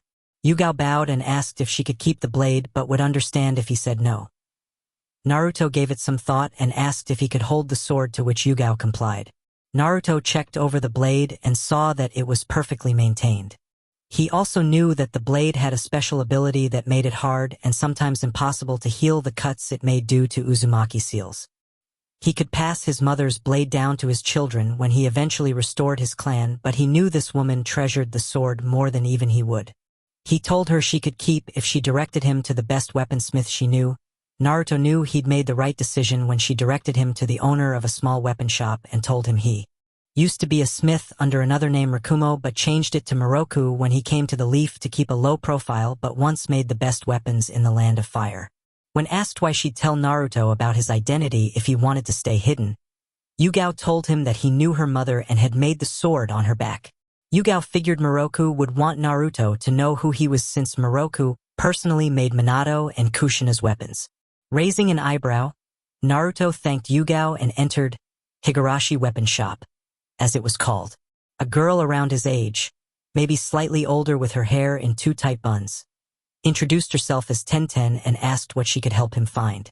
Naruto introduced himself as Naruto Uzumaki Namikaze, which left Tenten wide-eyed. She then took a good look at Naruto and saw the resemblance until she called out Gigi, prompting a tall, built man, probably in his late 50s, wearing thick gloves and a heavy apron, to come from the back of the store. As soon as he saw Naruto, he squinted his eyes and asked for his name. Naruto introduced himself to the man, who introduced himself as Moroku Higurashi, Tenten's grandpa. Naruto cut straight to the chase. "How good are you? I have a request that can't be accomplished by just anyone and will destroy 2 legendary blades if you fail." Moroku took a moment to look over Naruto while he wondered what legendary blades he could have. Moroku answered Naruto seriously, "You'd be hard-pressed to find someone better than me. You'd have to find one of the best in the land of iron to get a better smith. What's your request, and may I ask who your parents are?" Moroku knew who his parents were but needed to hear it from him. Naruto felt no lies in Moroku's chakra and asked to speak of it in private. Moroku's curiosity officially piqued as he led Naruto to a room in the back that had piles of tools like a workshop. Naruto didn't make the man wait and unsealed the Norizashi and the Raijin no Ken. After telling Moroku the names of his parents nonchalantly, he started to explain what he wanted from Moroku. Naruto wanted to combine the 2 swords, something that Moroku thought would be impossible. Naruto figured the smith would think it was impossible, but he would recreate the swords, but all he needed the smith to do was to connect the 2 into one blade. The Raijin no Ken didn't actually have a metal blade, but had a rod made of a rare blend of a super-condensed chakra metal engraved with highly advanced seals. The seals on the rod amplified and gave form to Raitun chakra infused in the rod. The seals also allowed the excess Raitun chakra to discharge bolts of Raitun chakra, but it only worked because of the rare super-condensed chakra metal. The rod is the true form of the Raijin no Ken. The Norizashi was similar but was a blade made from the strongest chakra conductive metal in the world. The blade had highly advanced seals as well. The seals for the Norizashi converted Futon chakra to constantly sharpen and hone the edge of the blade. They allowed the sword to discharge Futon chakra, and it had near infinite chakra storage seal. Naruto had copied all the seals over the 2 weeks they had basically free in the Land of Waves. He figured he'd have to replace the seals after a smith combined the rod from the Raijin with the blade from the Norizashi, and he was right. After explaining the composition of the 2 swords, Moroku said that he could combine the blades how he wanted it, with the rod from the Raijin remaining in the hilt but still connected to the Norizashi, but the seals would be gone without a trace after the process he used. Naruto assured him that if he forged the sword he could replace the seals. Moroku then pointed out the fact that the seals wouldn't just work together even if Naruto could place them correctly and had enough chakra to do so. Naruto knew this as well, but had already found the Uzumaki clan's version of linking and compatibility seals, and would create the proper seal to combine the 2 swords completely. He told Moroku that he'd create a seal to combine the others, and Moroku was in disbelief. Moroku believed Naruto was going to end up destroying 2 legendary blades with his help, but the look in the blonde's eye told him that Naruto believed that he could do it. Moroku informed the blonde that it would take 2 to 3 weeks to combine the blades and told Naruto that if he was actually able to replace the seals and create one to combine the 2, then he'd do it for free. The metals he was working with were limited and precious. Moroku would enjoy the task regardless. Naruto gave his specifications on how exactly he wanted his new sword to be made. Naruto even asked for the extra metal from the Norizashi to be made into arm guards. Naruto's new sword would be a 26-inch blade, and the Norizashi was almost 40 inches long. He had a theory, but he needed the metal from the Nozarashi to be placed in a set of arm guards to test it. Naruto asked Moroku to keep it a secret until it was completed, then left to meet Hinata and Haku. He met them in the personal training grounds behind his house and started by explaining more to Haku about his Saigon and told her his plan of giving Hinata the ability to use Hayaton.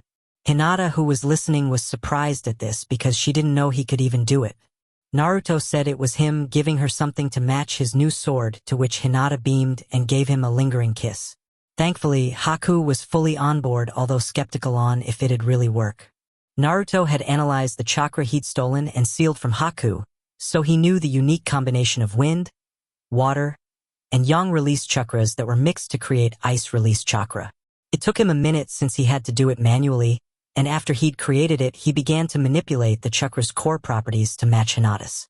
Naruto asked Hinata permission to forever change her genetic makeup, incorporating Hayatan into her ver, and after an enthusiastic nod, he began to infuse it into her chakra system. Naruto repeated the process 3 times before Hinata was able to produce a slight amount of the chakra. Normally, it'd take months or even years to train a new elemental affinity enough to begin learning complex jutsu, but with daily infusions of the Hayatan chakra, Hinata would be able to attain a usable level of control in just a few weeks. Haku was surprised that it had worked. She even offered to train Hinata in Hayatan but didn't want to become a shinobi herself. Hinata and Haku worked on Hayatan chakra control for the rest of the day, while Naruto made his way to Team 7's training grounds to complete his deal with the Hokage. He saw Yamato waiting for him with Kakashi, but Naruto wasn't surprised and Kakashi wouldn't be able to see much anyway. Yamato attempted to admonish Naruto for lying about his abilities to his sensei, but Naruto only gave him his impassive glance. Kakashi would have attempted to coax one of the swords from Naruto, but the Hokage had instructed him to drop the issue for now because Naruto was the one who killed both previous wielders and took their swords. Kakashi told Naruto he was just there to analyze Naruto's jujitsu, to which Naruto nodded and began his work. Naruto walked to Yamato and told him he was going to take 3/4 of Yamato's reserves. Naruto took the chakra with a hand on Yamato's shoulder, and in less than 10 seconds Naruto held most of Yamato's chakra in a condensed ball surrounding his hands. The amount and density of the chakra made it visible to the naked eye, and 2 jounin were surprised at the speed and control Naruto displayed in absorbing Yamato's chakra and condensing it in his hand. Naruto began to modify the residual Mokutan chakra to match Yamato's unique chakra signature, and when he was done he expanded the Mokutan chakra to match the amount he took from Yamato and reintroduced it to his system. He told Yamato that in the next couple weeks his Mokutan would take less chakra and come naturally. Kakashi said that he didn't see any change in the chakra with his Sharingan, and Naruto told him that the Sharingan couldn't see half of what his Saigan could when it came to chakra. With that, Naruto disappeared in a shunshin to the Umbu headquarters, where he removed the 3 heads he'd stored on the right sleeve on his long-sleeve shirt. He gave the still bleeding heads to the Umbu coroner so that they could send him the money for his bounties. For the next few weeks Naruto was held up in his study working on the linking and compatibility seals. He gave Hinata clones to infuse her with Hayatan chakra while she and Haku trained. Haku started to acclimate to her new life. Naruto had given Haku the money from the bounties to furnish one of the other houses in the compound. She'd taken a liking to cooking and often came over to cook for Naruto and Hinata when she was around. Shino was personally being taught by Yamato to catch up. Naruto had heard he was training a Doton Earth affinity. The Hokage was pleased with Yamato's newfound mastery of Mokutan. Yamato had nowhere near the reserves he first Hokage had, but he could do a lot with what he had. Yamato could perform deep forest emergence as it was intended now and had begun going through the Shodai scrolls again. Naruto had finished the seal a day before he received a message from Moroku Higurashi saying the sword was done and he was ready for Naruto to place the seal. Naruto was nervous, but with the hundreds of clones he had throughout the compound for over a week helped him create and test his linking seals. Although he'd copied the other seals from the swords, he couldn't understand much more than their function initially. After a week of failure, Naruto went clone happy, as Haku described it, and used his clones to catch up on months, maybe even years of Fuinjutsu. He was able to recreate the original seals with the linking and compatibility seals, but he couldn't fully test the seals until he had the sword. The seals relied on superior materials that could hold the chakra it'd take to place and activate the seal. Naruto had a conversation with the Kyuubi, who said he'd replenish Naruto's reserves while he placed and activated the seals, so he didn't worry too much about that. The chakra cost was ridiculous, but he had ridiculous reserves, and a sentient, near unlimited mass of chakra liked him at the moment. Kurama was still enjoying the villagers in the mindscape, and Naruto would occasionally send him more copies of people who he sensed hated him. Naruto made his way to the Higurashi weapon shop and met Moroku in the back after greeting Tenten. Moroku had a mad glint in his eyes. There were bags under his eyes, and he had a layer of soot on his skin that made it seem like he worked non-stop, which he damn near did. Moroku saw the potential of such a blade, and he'd be damned if he made the world wait for the next legend he would craft with the Naruto Namikes.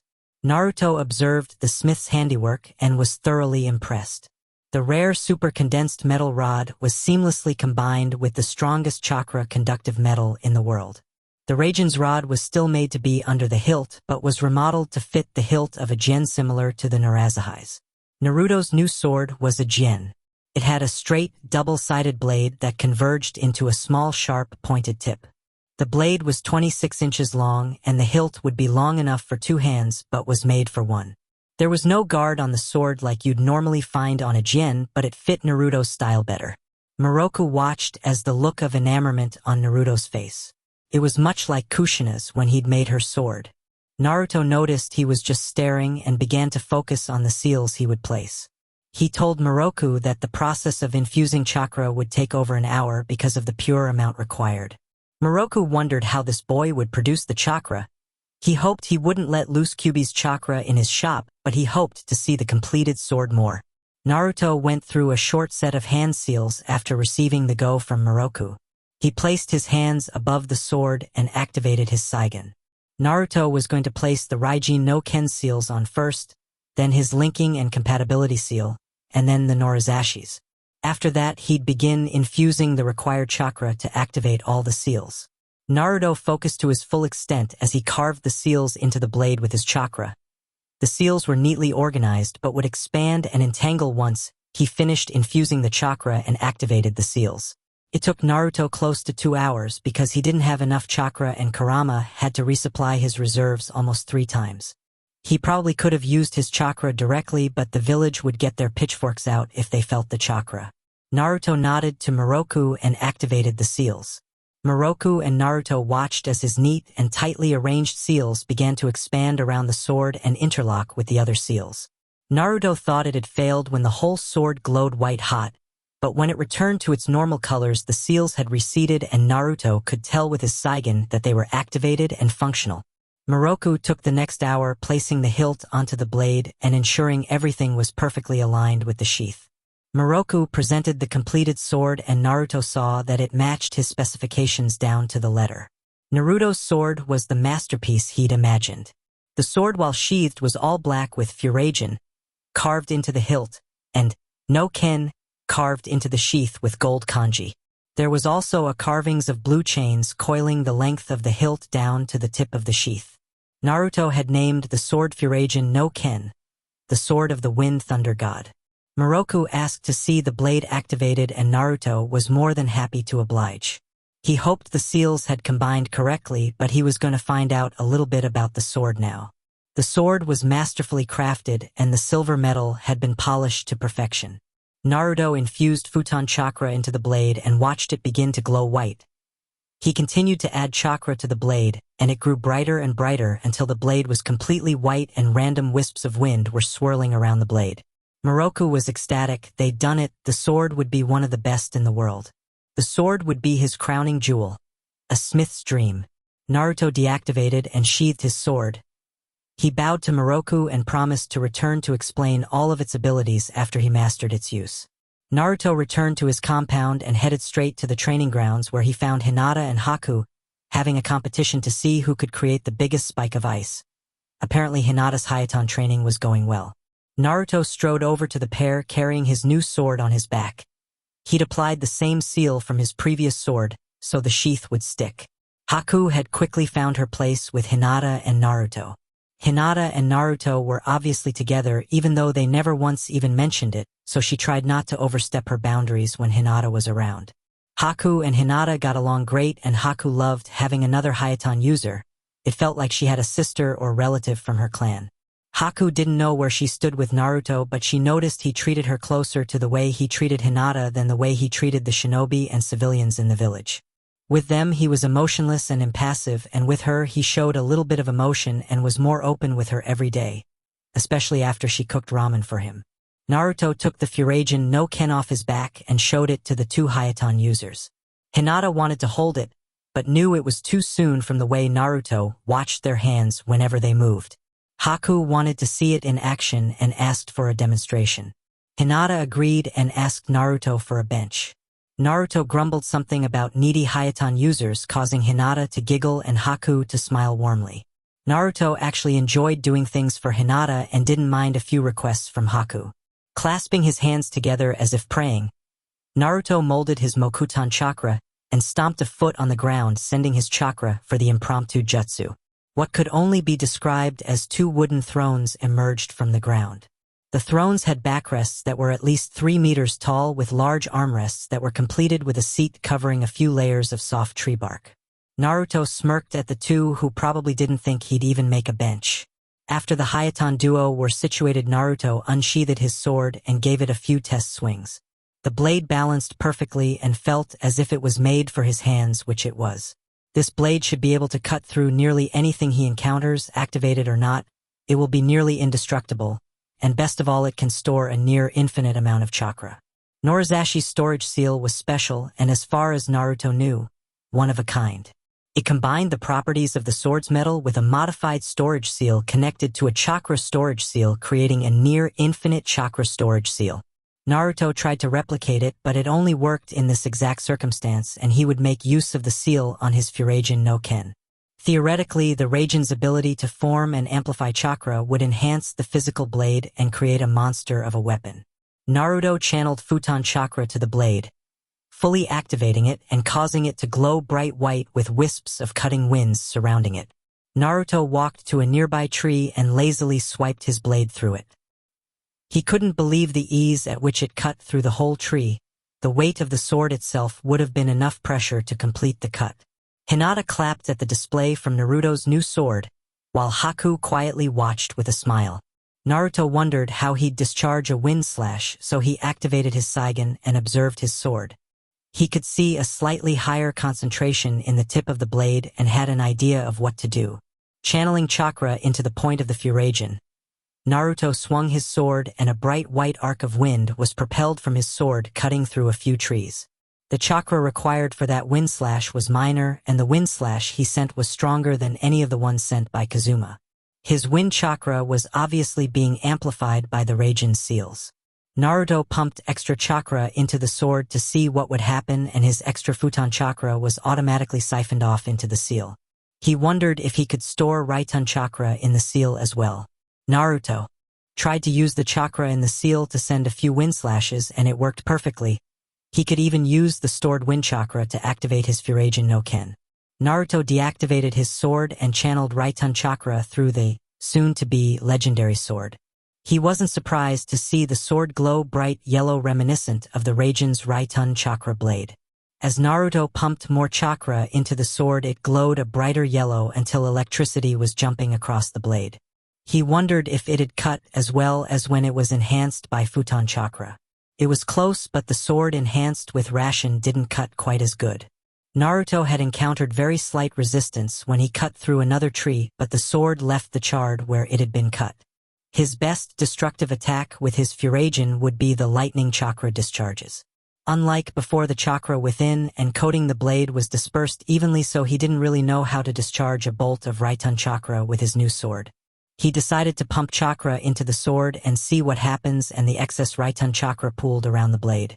Following his instincts, Naruto sent a pulse of Raitun chakra that discharged the excess chakra, coating the blade in a huge bolt that blew up a tree. It was that simple. Naruto even tried firing off rapid bolts and did it easily. He loved his new sword. The Fureijin no Ken could match any of the legendary blades, and he would turn it into the biggest legend of them all. After the training session, Hinata asked to talk to Naruto alone, so Haku took a hint and went home. Now alone in the training ground, Naruto gave Hinata a small smile and asked what she wanted to talk about, and Hinata rescinded nervously, in a way reminiscent of her old self. "My father wants to speak with you about us, Naruto-kun. The Hyuga elders want me to set me up with a suitor, and since we've never officially begun a relationship, in their eyes I'm single. I talked to my father, and he can convince the elders to back off if I have an suitable husband arranged. I know we haven't talked about anything, but I'd rather have you, Naruto-kun. Are you willing to claim me in front of my father and the elders tomorrow?" Naruto was shocked. His relationship with Hinata never needed to be defined to him because figured it was simply unspoken. He wanted to be with Hinata for the rest of his life and knew she wanted the same, so there wasn't a need. Until now.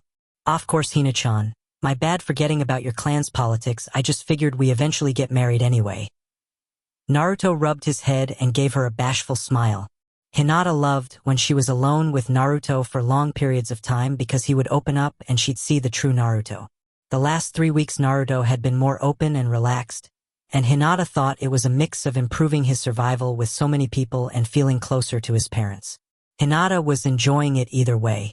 I have a question for you though, Hina-chan. I want to restore the Uzumaki clan as the Namikaze clan. Would you be willing to give up your position as future clan head to be the matriarch of the clan? I believe reviving the clan was the reason my parents built a small compound with room around to expand it. I know it's a lot, but what do you think? Hinata didn't need to think about Naruto's request for too long because she'd guessed he'd ask her this at some point. Sometimes Naruto was easier to read than a book. Hinata figured he wanted to rebuild his clan when he used Mokuton to create a sign that read Namiuzui clan compound. He did it late and had his clones paint it to not create a fuss, but it was obvious to her. Hinabi, Hinata's little sister, wasn't the prodigy she was, although good, and would be branded and sent to the branch family if Hinata took up the clan head seat. The only problem would be her clan branding her since she was leaving it, but Naruto could just absorb the seal in a few seconds. Thanks, Naruto-kun.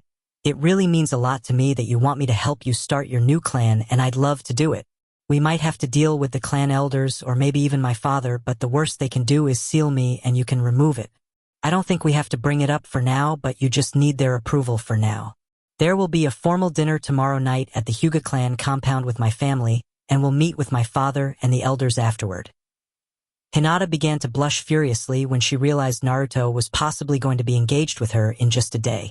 Naruto knew Hinata was having one of her old moments of extreme embarrassment, and for old time's sake he'd give her that last little push. One day, my Hina-chan's going to be my beautiful bride and I can't wait. He gave her a soft kiss on his lips and watched her tomato up. Naruto pulled Hinata into a hug and apologized for making her blush so bad when she tries so hard to control it. Hinata accused Naruto of doing it on purpose with a pouty smile and only received a smirk. Next night at the Hyuga compound, Naruto arrived in a formal kimono Haku had made him buy. He was content in showing up in his ninja outfit. Naruto stated his purpose to the guards at the gate, and the scene looked like a competition of who could show the least amount of emotion. The Hyuga guards knew why he was there and approved of his befitting mannerisms as they allowed him entry and directed him to the main hall to wait for Hinata. Naruto knew where to go, so there was no need for him to be escorted. As he passed a few Hyuga children, he heard giggles and a few mutters of Namikaze. Inwardly, Naruto smirked as continued towards the main hall. He'd assumed word of his heritage would spread when he moved into the Yandame's compound and had the Hokage change his name in the ninja registry. The Hyuga clan elders probably did all this to pressure him into an engagement with Hinata. He didn't necessarily mind. Ever since he found out about his heritage, he decided to restore his clan. The Namikaze Uzumaki clan would be its name, or Namiuzu for short, and Hinata would be a perfect matriarch in the future. Naruto saw Hinata and raised his eyebrows at how beautiful she looked in her kimono dress. The kimono was white with flowers that hugged Hinata's form nicely. She led him to a room where they waited for food to be prepared, while talking with Hinata's little sister Hinabi. The girl was colder than ever because she was always compared to Hinata. She probably feared being branded. Hinata feared her sister being branded as well, but had now had a solution for it. Once dinner was prepared, Naruto followed the Hyuga sisters to a huge dinner table with an expensive dinner set. Joining them for the dinner was Hinata, Hinabi, Hinata's father Hayashi, her cousin Niji, and Niji's mom. The latter two usually wouldn't be there being in the main family, but Hinata had insisted they be. The dinner was tense and rather quiet, but after they ate, Niji informed Naruto and Hinata of the upcoming Chunin exams and told them he expected to see the new Genin team he's been hearing about before he left. Hayashi prompted Naruto and Hinata to follow him to another building within the compound, and he asked Hinata to wait in the front, while he and Naruto entered a room where the Hyuga clan elders were waiting to speak to him. Naruto stood in front of a table with the Hyuga clan elders and Hayashi on the other side as if he was on trial. Stoic expression met stoic expressions, and after formal greetings, the first question came. Naruto Uzumaki Namikaze, we are here to discuss your interest in taking the hand of the esteemed Hyuga clan heiress, Hinata Hyuga. We have found many potential suitors who we think would uphold and improve the Hyuga clan's reputation and influence, and our question to you, Namikaze-san, is how would approving you as our heir's suitor benefit our clan? With all due respect, Namikaze-san, your reputation in this village isn't the best. One of the elders said plainly. Naruto gave a very slight smirk that didn't go unnoticed. Naruto didn't like the political game, and he wasn't as smart as Hinata, but he knew when he was being tested. There was no doubt the council had learned about his jujutsu, what he'd done in waves, and for Yamato. Hayashi was on the council, so the elders knew. The elders probably wanted to hear about his heritage and about his jujutsu himself. Naruto loved Hinata, so he'd play ball. For starters, I'm the fourth Hokage's son, and every Hokage has his family name recognized as a major clan of the village, leaving a clan seat to me. I'm also the last Uzumaki in the village, possibly the world, which leaves their clan seat and clan account to me. I can claim everything after I achieve Chunin in 3 months.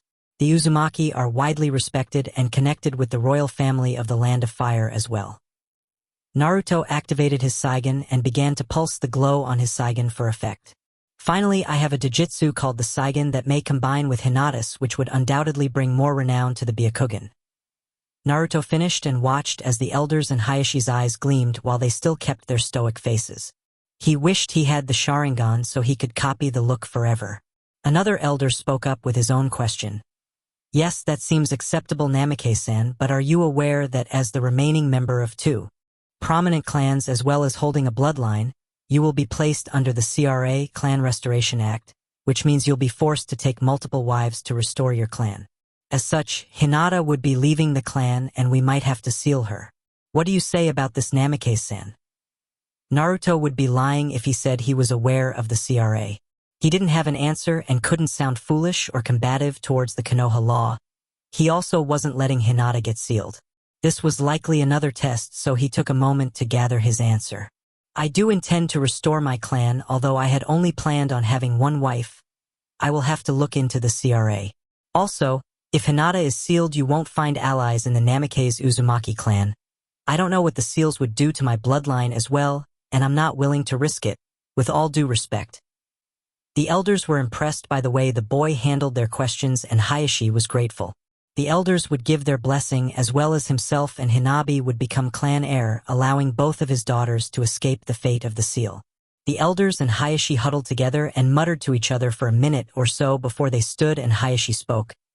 Naruto Uzumaki Namikaze, the Hyuga clan approves your betrothal to Hinata Hyuga, although we insist she is your first wife. Since you are engaged, our clan rules allow her to live within your compound but not in the same building until marriage, if she chooses. She will not receive the seal, and we expect you to uphold the now former Hyuga heir's honor from here on out. Hayashi gave Naruto a stern gaze as he said the last words. After a short bow, Naruto gathered Hinata and they left the compound to go on a walk and discuss how the meeting went. Naruto explained everything and they shared a laugh at the elders and Hayashi trying to hide their excitement. When asked about her thoughts on moving to a house in the Namikaze Uzumaki compound, Hinata said she wanted to wait until she becomes Chunin to enjoy living with her little sister for a little while longer. That night with Hiruzen Sarutobi was seriously annoyed. Lately he'd really been feeling his age. Hiruzen was called into another council meeting for Kami knows what. He arrived in the chambers and took his seat, appreciative that everyone was already there. After a short sigh that earned him a few chuckles and smirks, he asked who'd like to bring up the first topic. Sakori Haruno was the first to speak. Hokage-sama, don't you think it's too early to be dropping new genin without giving them time to grow? And with the upcoming Chunin exams being as anticipated and large as it is, shouldn't we allow as many genin to prove themselves as possible? Sum Inuzuka spoke her piece on the topic. The only new genin to be dropped from service was Sakura Haruno, who showed no improvement or drive after 3 months, and would be a liability for her team. She spied on the Uchiha more than she trained. Genin die in the Chunin exams, you can't just throw them in before they're ready. Hiruzen spoke next. I agree with Tsum. Sakura Haruno can apply to the hospital where they could use her excellent chakra control, but if she wants to become a shinobi, she must return to the academy and show more drive in being a shinobi. Sakori frowned but said nothing else. Hamura was the next to voice his concerns. What of the unaffiliated shinobi you allowed in the village? I hear she has a bloodline. When will she become a genin and she will be put under the CRA, I assume? Hiruzen answered sternly. I'm not sure how you know of her bloodline, but a part of her agreement to come to the village was to choose for herself what she does. The girl isn't a member of any of Konoha's recognized clans, so the CRA doesn't apply. Hiruzen finished. And what did we receive in this agreement? Does it have anything to do with Yamato's completed Mokuton? Or should I say anything to do with Naruto Uzumaki? Koharu added. Hiruzen was annoyed how information would end up in the wrong hands, but he couldn't outright lie to the council, so the cat was out of the bag now. Yes, Naruto offered to find a way to make Yamato's Mokuton a complete bloodline, and in return the girl would be free to live in the village and do as she pleased. She was cleared by Inoichi himself. Danzo's eyes squinted at the confirmation of the leaked information. Danzo decided to make the picture even clearer and spoke evenly. Was it an ability of the Dojutsu he's been hiding from everyone? What does it do exactly? Now Hiruzen knew they were holding his feet to the fire, but he was prepared for this. We'll need to have a discussion on certain members of the council having information they shouldn't, but yes. Naruto's Dojutsu gives him the ability to see chakra in depth, the ability to absorb chakra, and the ability to manipulate it in certain conditions. It is not yet fully defined and it's soon to be a clan secret, so I will share no more about the boy's eyes. Danzo simply gave an emotionless expression. Sakuri spoke next. Shouldn't the boy be put under the C.R.A? If I'm correct, he's revealed himself as the Namikaze and Uzumaki heir, and he has a bloodline. We should choose candidates for him and Sasuke for them to begin the restoration when they reach 16. Hayashi motioned to speak and proceeded, receiving a nod from the Hokage. The C.R.A can't be enacted without their permission before they turn 18, and the council can only choose candidates if they don't have at least 3 chosen. We can't forget that both Naruto and Sasuke are secretly listed as flight risks. It wouldn't be prudent to attempt to force this now. Shibi slightly nodded, then spoke neutrally. Hayashi-san is correct about the C.R.A. I would also like to add that if Naruto were to leave the village, Hinata would too, according to my son Shino, the 3rd member of their team. I say this to point out that attempting to force something of the magnitude as the C.R.A onto these 2 boys could result in the loss of what is quite possibly the 3 strongest genin of their generation. Hayashi said nothing else and maintained his stoic expression because he believed she'd leave with the boy as well. Shikaka Nara was next. It's only been a few months, but have they built any more ties in the village, Hokage-sama? Hiruzen was hoping they'd talk everything out themselves, but sat up to do his job and said, Sasuke's formed a decent bond with Kakashi because he's being trained so hard. With Sakura being removed from Kurenai's team, Kakashi will be taking over and Sasuke will take Sakura's spot. I'm hoping he builds bonds with Sai and Kiba. Naruto is very close with Hinata and professional with his other teammates, although I hear he's slightly more open to Shino. I think the best option to keep Naruto in the village is to make him Hinata, and maybe even the girl he brought to the village feel welcome. I don't have to tell you how bad it would look if the recently revealed son of the Yondaime were to desert the village. Shikaka spoke again. I'm assuming he'll compete in the upcoming Chunin exams along with his team and Sasuke's team this year. Teams from Kumo, IWA, Suna, and AIM are all sending the best genin they have to beat, the Crimson Blonde, as he's now known. Ever since his heritage was revealed a few weeks ago, the ninja world has been in an uproar about Konoha's upcoming ninjas. Naruto, Hinata, Sasuke, and maybe even Shino will be targeted in these exams. I think we should shorten the amount of missions for the genin taking the exams to allow them to prepare and encourage inter-team spars to help Sasuke and Naruto build more bonds within the village. Other villages are probably doing the same to beat us in our own exams. Danzo spoke up after firmly. I agree, the whole ninja world will be watching this year's exams, and if our genin don't put on a good showing, our future will look weak, and on the other hand, if our genin dominate the exams, Konoha's image and future would look much brighter. Hiruzen wondered what Danzo had to gain from the genin doing well in the exams, but pushed the thought to the back of his head for another time. I see, well, that seems like a reasonable plan of action. I'll inform the Jounin senseis, and I think this is enough for the day you're dismissed. XXX 3 months later, a few days before the Chunin exams, Team 7 was gathered in one of the Leaf's administrative buildings turning in their applications for the exam. They'd grown as a team over the last few months and as individuals. Shino grew the most by learning to use Itanto and Doton Earth-style jutsu. He couldn't keep up with his teammates but was well-rounded and promising for a genin. Hinata's Hayatan was progressing nicely. She'd learned a few jutsu and incorporated it into her fighting style but was lacking the chakra to truly make it effective. Naruto had brushed up on his kenjutsu and his ninjutsu, focusing mostly on his ninjutsu, so he wouldn't rely on his chains. He only sparred with his sensei to force him to show all the Mokutan jutsu he knew, and Naruto was eventually able to pick up a few. Yamato only trained Shino because Hinata and Naruto did their own training and would occasionally invite Shino to train with them at the Namikaze Uzumaki compound. Naruto even opened up more to Shino but still kept his stoic expression around the Aburame. After receiving a speech about having everyone watching them, representing the village, and other stuff Naruto didn't care about from Yamato, the three genin left to have lunch at Naruto's. On the way they saw Konohamaru, the Hokage's grandson, running from his friends Udon and Moegi, probably playing ninja. They watched as Konohamaru ran into a ninja with what looked like a big cat costume on. He wore purple makeup on his face and had a hidden sand forehead protector on. The sand ninja grabbed Konohamaru and lifted him off the ground. The genin of Team 7 gave each other a look and jumped into action. Shino used a bug shunshin to disappear out of sight. Naruto used a wind shunshin to appear behind the Tsuna ninja with a kunai to his neck. Hinata appeared behind a kunoichi who was in a tree above the other Tsuna shinobi with a kunai to her throat. Byakugan active. Naruto spoke with a cold, emotionless tone which matched his expression. I suggest you release the boy. I'd hate to use you to improve my chances of survival before the exam even started. Naruto released a killing intent that made the two Tsuna shinobi begin to shake. He could tell they were genin, and with the exam a few days away, it was safe to say they were there for the exam. The cat suit-wearing shinobi released Konohamaru, and Shino appeared in a bug shunshin and disappeared in another bug shunshin with the boy. Naruto and Hinata jolted next to each other a few feet in front of the Tsuna shinobi. Naruto was still giving off his killing intent but released it when Hinata began to speak. That kid was the third Hokage's grandson.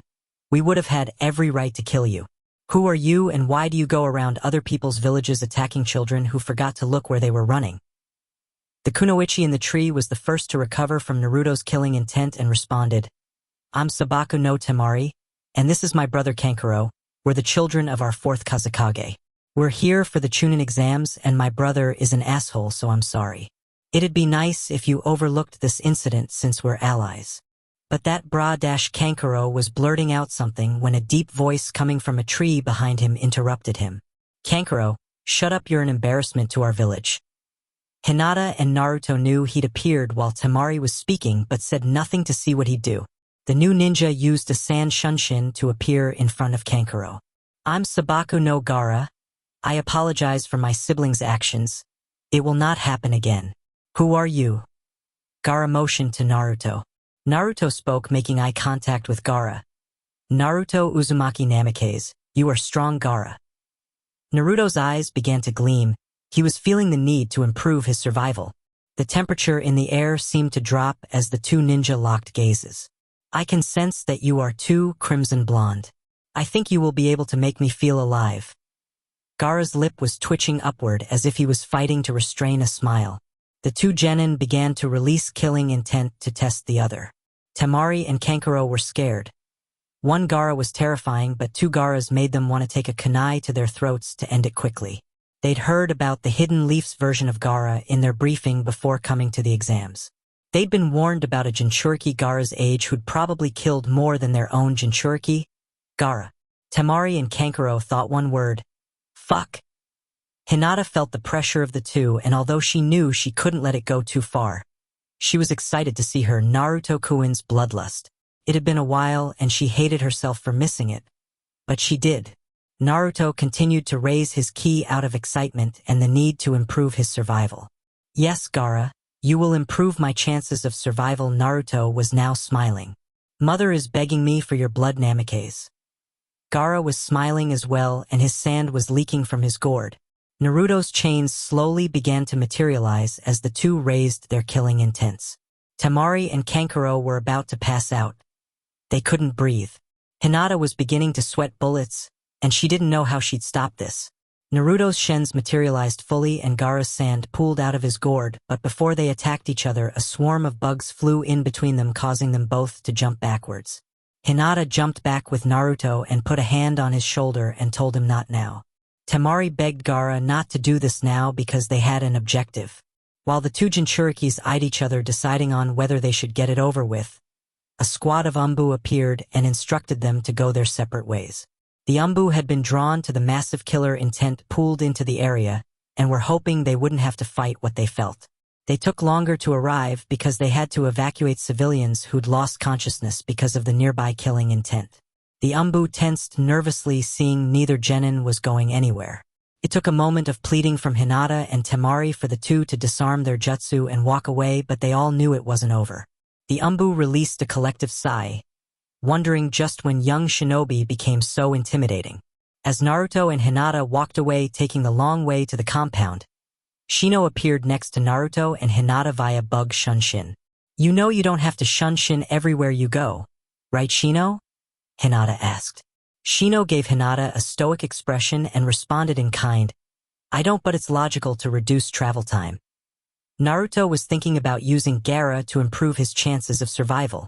The trio of genin made it the rest of the way uninterrupted, and when they arrived at Naruto's house, Haku had already prepared lunch. Haku knew the team would be coming back, so she'd gone to Naruto's house to prepare everyone bento boxes. Haku liked to cook at Naruto's more than her own because he had better cooking equipment. Naruto had promised to get her better cooking equipment and furnishings in her house when he became a chunin and received his clan's funds. Haku could get them herself since she began working at the hospital training to be a backline medic nin, but she wanted to be closer to Naruto. Haku was given the rundown on Naruto's meeting with the Hyuga clan elders and heard about the CRA. She'd also talked to Naruto about his parents, and he'd expressed a desire to rebuild his clan, so Haku chose for herself to add herself to that equation. She liked Hinata and actually thought she was really cute, but she'd fallen for Naruto and his spurts of emotion. Naruto never showed it openly, but he was actually really caring. He'd done a lot for her and Haku had made up her mind. Hinata didn't like how often Haku was over at her unannounced fiancé's house, but she made damn good food, so Hinata was content. Hinata also thought Haku was gorgeous but didn't know how to feel about it. Naruto got everyone's attention after lunch by abruptly flaring the Raitun version of his sword. He had a little habit of doing it to get Hinata or Haku's attention with the aggressive cackling sound the electricity around the sword made. Hinata was startled and then annoyed. Haku narrowed her eyes at Naruto, and Shino adjusted his glasses with a nervous sweat drop. He wasn't used to seeing any of Naruto's trickster side, and still had nightmares of the night Naruto earned another moniker, the Crimson Blonde. Naruto sheathed his sword with a slight smirk at his group's reactions. He then gave them a slightly softened, emotionless expression and surprisingly spoke warmly. "I don't care for the people in the village. There are very few people I care about that are alive in this world, and most of them are here. I no longer only think of my chances of survival, I think of all of yours, and since I can't always be there to improve your chances of survival, I have something for you all." Naruto unsealed a scroll from a seal on the inside of his forearm and unrolled it on the clean table that they ate on. He channeled a bit of chakra on the scroll, and two Umbu-style arm guards with a different kind of metal implanted squarely in the middle. There was a tanto with an Uzumaki symbol in its sheath, and there was a pile of scrolls. Naruto grabbed the arm guards and placed them in front of Hinata and spoke with a slight bit of excitement in his voice. "Your biggest weakness when it comes to maximizing your abilities is your limited reserves of chakra. Although they've grown, they're still low. Took me a while, but I recreated the chakra storage seal and combined it with an amplification seal. I only finished it a week ago. The chakra storage seal in each arm guard will hold up to around cage-level reserves. I've already filled one with your chakra and another with your special chakra. The arm guards will amplify the chakra that's stored within when molded, and although it may strain your coils if you overuse it, it'll help build your reserves by expanding them." Naruto didn't say Hayatan chakra because it was a secret for now. Hinata thanked Naruto and almost cried because of the thought Naruto had put into the gift and the usefulness the gift would have. Naruto grabbed the pile of scrolls and sat them in front of Haku. "These are advanced and intermediate Uzumaki healing scrolls. Some of the more advanced seals can slow or stop blood flow from open wounds completely, and other useful healing seals. I added some basic sealing scrolls for you to learn from scratch, but if you combine this with medical ninjutsu, you have the potential to become a better healer than Tsunade. Naruto gave her a quick smile, which she returned as he grabbed his mother's tanto. This is the tanto given to my mother as she left Uzushio as a child. It contains the dreams of the Uzumaki. I placed a similar seal that was on my mother's katana, and anyone you cut with this tanto will have a wound that'll be extremely slow to heal if it heals at all. This tanto can cut through an enemy's chakra system, so medical ninjutsu won't be effective and they won't be able to stop the bleeding. This should suit your fighting style and training with a tanto. Well, Naruto finished motioning to Shino. Shino's eyes went wide. He had no idea that Naruto valued him enough to give him a gift like this. Shino was so surprised he could only nod while taking in the elegance of the tanto, while Shino was in no way a master of Kenjutsu. He'd learned the Umbu Kenjutsu style for tantos from Yamato to be able to hold his own in close combat and to make use of the Aburame stealth, allowing him to make quick silent kills. Naruto was walking back to his seat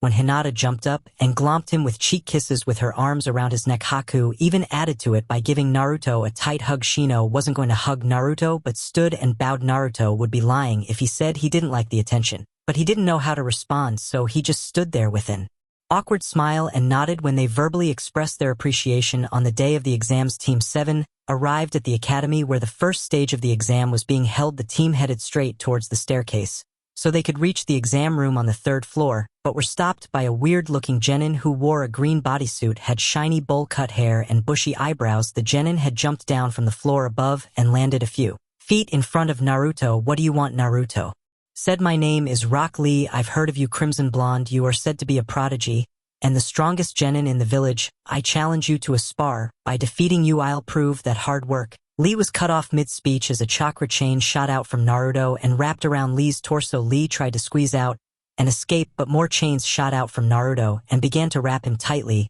while lifting him off the ground. I wasn't expecting to improve my chances of survival so soon, but early bird gets the worm, I guess. Naruto spoke with his emotionless expression and sounded kind of bored. Lee was scared. He didn't think there was a genin faster than him in the world, but this kid's chains were fast enough to catch him completely off guard. Naruto wasn't in the mood for spars. He could already feel a few strong genin besides Gaara, and he was barely holding back his need to prove his survival. Naruto felt like a wolf among sheep that wasn't allowed to eat yet, but a meal had provided itself, and he wouldn't mind a quick taste. He thought he felt a hand on his shoulder that he could sense was Hinata. Naruto-kun, this isn't the time to improve your survival. If you do it now, you won't have a chance to take on the rest of them. KO told me the 2nd stage, and after that have no rules of engagement, and you could improve your chances of survival as much as you want. Hinata spoke softly next to Naruto's ear. Naruto-san, she is right, and there's almost 50 teams this year. It would be illogical for you to lose out on more chances to improve your survival. Shino stoically added. Naruto frowned and released Lee, who dropped to the ground, not thinking to use his feet. A puff of smoke appeared between Lee and Naruto. Naruto had to take a step back to make room for a huge turtle wearing a leaf headband with an older-looking copy of Lee. The man had the same bowl-cut bushy eyebrows and green bodysuit. He was frowning when he spoke. Don't worry. Lee Guy-sensei is here. Naruto, that was a very unyouthful display. Would you actually kill a fellow leaf shinobi? Naruto just stared at the genin sensei with his emotionless expression, not feeling the need to respond to such an obvious question. Guy-sensei, we're sorry about our teammate, he's just excited. Hinata interjected. Naruto walked away when Guy started comforting Lee by telling him how they were going to add more youth to his youthfulness with his team. Following, the group encountered a genjutsu on the 2nd floor, and after a shared look and nod, the team made their way to the exam room on the 3rd floor. They were all adequate censors in their own way, and a genjutsu on that level wouldn't fool anyone on their team, so no words were needed. Once they entered the exam room, all eyes turned to them, or more specifically Naruto. Apparently more than a few genin teams had seen his spar with Lee. Some genin wouldn't make eye contact with Naruto, and some even tried to intimidate him with killing intent, but Naruto just led his team to an open spot of the room, as if oblivious to the attention he drew. Sasuke walked into the exam classroom with his new team. He had Kiba and Sai. They weren't horrible teammates to have. He could have had one of the fangirls or the fat kid that tries to roll over everyone. Sai talked about his dick too much for his liking, and Kiba was always trying to prove he wasn't the weakest on the team, but they would do as teammates until he made Chunin. Sasuke thought he could probably beat Naruto after his latest training, and with the new jutsu he'd gotten from Kakashi. Kiba saw Shikamaru and his team standing near but not too close to Team 7 and made his way over with his team in tow. The two groups of genin begin to talk, but Sasuke eyed Naruto, trying to guess how strong he is. Ino was whispering loudly, "Hey Shika, go check on Hinata and Shino to make sure they're okay. That guy's hot, but you just saw what he did to that freaky-looking genin downstairs." "Exactly, I did see it, that's why I'm not doing that. It's Too troublesome. Ino scowled. I bet that guy was weak. Me and Akamaru would easily rip them chains apart, right buddy? Kiba spoke a little too loudly and Akamaru tucked his tail and barked the dog version of that's not a tree you want to piss on. I doubt you could break a leash, let alone Naruto Namake's chains. Sai taunted Kiba with a blank expression, earning laughs and an angry outburst from Kiba. A tall silver-haired genin interrupted the fuss and introduced himself as Kabuto Yakushi. You know, you really shouldn't be making a ruckus. There's a lot of genin teams this year and the exams can be nerve-wracking. The genin looked around and saw everyone watching them, so they quieted down and listened to Kabuto, who gave them a devious smirk. This year's the biggest Chunin exam, and perhaps the most talented in the last decade. There's 8 teams from IWA, 6 teams from Kumo, 12 teams from Konoha, 8 teams from Tsuna, 4 teams from Kiri, 4 teams from Kusa, 4 teams from AIM, 2 teams from Taki, and 1 team from Odo, a small village no one knows much about. See, I have a hobby. I like to collect information and place them on trading cards like this. Kabuto showed the group a stack of cards. All I have to do is channel chakra and think of who I want, and it'll show everything I have on them. Since your fellow Leaf Shinobi, I'll help you out and give you information on any of the genin in here. I have most of them. I'm pretty sure. Sai narrowed his eyes, but said nothing. Naruto, who was attempting to ignore the loud group less, he felt the need to improve his chances of survival, began to pay attention to the silver-haired Leaf genin. Sasuke figured there'd be strong people in these exams if so many teams entered from nearly every village, and if this guy wasn't full of shit, he could get information on the competition. If you really have information like you claim, who are the 5 strongest in the exam, and what do you have on them? Kabuto gave a thoughtful expression before returning a smirk to his face, because he knew Saki wouldn't like his answer. Everyone who could hear listened intently, though most didn't show it. I doubt you care about missions, so I'll get to what you want to hear. Number 5, Hinata Hyuga. Although she's a fresh genin, her skill in taijutsu could give a jounin for a run, and she uses a unique version of her clan's Jukin. Her Byakugan is comparable to that of an experienced Chunin, and she's proficient in Suetun ninjutsu. Her best physical attribute is her speed. Hinata is credited for killing B-rank Jounin Aoi Rokushi along with one of her teammates. Next in 4th, I would say, is Kuratsuchi. She's the granddaughter of the 3rd Tsuchikage and descendant of the 1st Tsuchikage. Kuratsuchi is well-rounded, but her strongest suit is ninjutsu, as she has a strong Doton affinity. She also has a Kekkei Genkai called Lava Release and is proficient in Genjutsu, while she excels in Taijutsu. In 3rd would be Ujishio and II. While somewhat a chakra powerhouse, Ujitsu Taijutsu is strong, and she can extend her nails that are sharp and strong enough to go against blades. She has a strong Ketan affinity and has special blue flames that earned her renown. In Kumo, 2nd would be either Gaara or Naruto, though I'll go with Gaara for 2nd, as well as being the 4th Kazekage son. Gaara is definitely a powerhouse in these exams. His chakra pool is comparable to Yujito's, and he has a Kekkei Genkai that allows him to manipulate, has never been known to get hurt even on missions, and is said to have an unbreachable defense. He isn't known for much taijutsu or genjutsu, but with the defense and attack power he possesses, he is in close competition for the strongest genin here. Last but not least is Naruto Uzumaki Namake's. Naruto's another powerhouse in these exams. He has the most chakra hands down, and can perform Futon and Raitun ninjutsu. Naruto has one or possibly multiple bloodlines, as well as an inherited chakra trait that allows him to manipulate his chains into extremely strong chakra chains. His bloodline allows him to absorb chakra, and it was recently revealed to have a Dojutsu that may or not be the cause of his chakra absorption.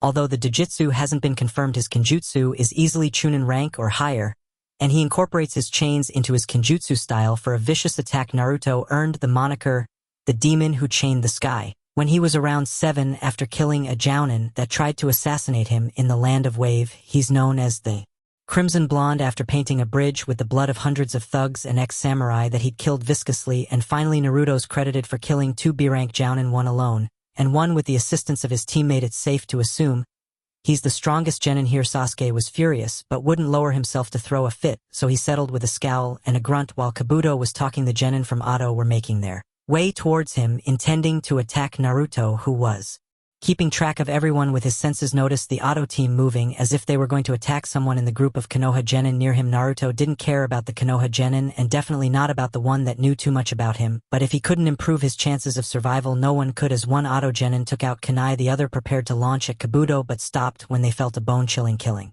intent that stopped them in their tracks. The Oto genins looked towards Naruto, who was looking at them, and they decided they could make the gray-haired genin pay for his disrespect to Oto. Later, Naruto released his key moments before Marino Ibiki entered the room and introduced himself as the proctor of the first exam. Ibiki then explained the rules of his exam as everyone was seated. In the end, the test was simply to see if they could cheat without being caught, and if the team had the balls To risk their ninja career, Hinata had copied a hidden Chunin's test and used ice mirrors positioned in the right places to give the answers to her team. For the next stage of the exam, they were instructed to meet at the gates in front of the Forest of Death. Team 7 made their way to the forest via Shunshin and began waiting for the rest of the genin. As a Kusa team arrived, Naruto noticed that they were all one person. He activated his Saigen to boost his sensory skills. While he looked another direction, he could sense that 2 of the Kusa genin were shadow clones using a sort of physical transformation jutsu. Naruto doubted that even Hinata's Byakugan wouldn't be able to see through it. The third Kusa genin had a heavily concealed chakra presence, but chakra couldn't be hidden to Naruto,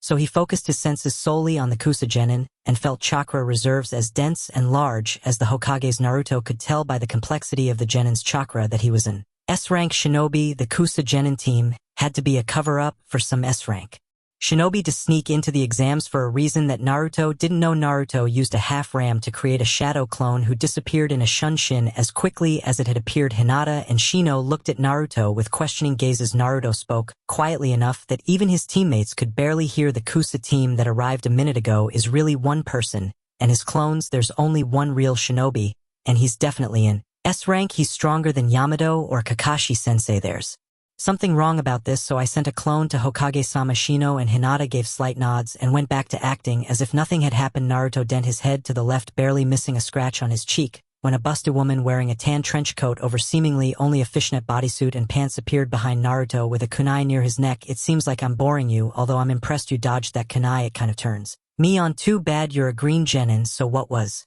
more important than my instructions?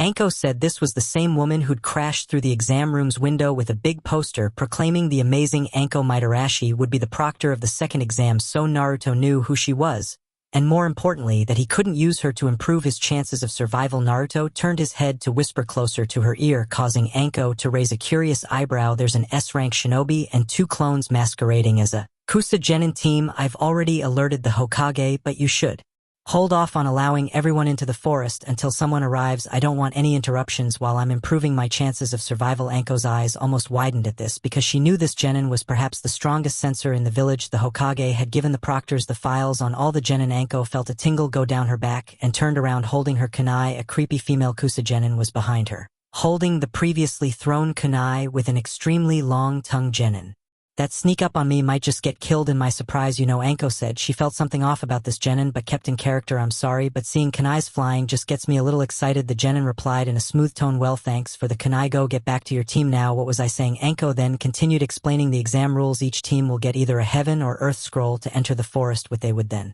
have 5 days to reach the tower in the middle of the forest with both a heaven and an earth scroll. There were no rules of engagement, but if any member of the team dies, they all fail whether they get scrolls or not. Anko then had a Chunin direct the genin teams to concealed tents to receive their scrolls and sign a waiver that released the village in any liability if they died, while Anko disappeared in a Shunshin, leaving leaves behind. Orochimaru, who was disguised as the Kusa genin, was sensing something off about the situation. He'd seen the blonde genin Naruto Namikaze create a shadow clone that used a Shunsin to leave, and he'd seen the little impromptu conversation with his former student Anko. He attempted to get a reaction out of her, but she showed little to no change that he could see. But he trained Anko and knew she was good. When Anko used a Shunshin to leave the grounds as well, he was alert. When something seemed off, it probably was Orochimaru, the disguised Kusanin. Began planning his possible escape and hoped that Hiruzen or Jiraiya themselves weren't around. They'd have plenty of help in the middle of their village. Anko returned and saw that the genin had almost all gotten their scrolls. There were a total of 36 teams who made it to the second stage. 6 teams from IWA, 5 teams from Kumo, 8 teams from Konoha, 5 teams from Tsuna, 4 teams from Kiri, 3 teams from Kusa, 2 teams from AIM, 2 team from Taki, and 1 team from Odo. She thought it would take more time to get them all their scrolls. Anko had sent messages to the Umbu headquarters to send teams and to the Hokage to say she would believe Naruto's suspicions, as she had a feeling about the genin she'd met. Even though she couldn't sense anything abnormal for a genin's chakra, the assembled genin waited for almost 10 minutes after they were all ready and were getting a little antsy. Anko was about to give a speech to buy more time when a regular Chunin appeared next to her and told her the teams were there. All Anko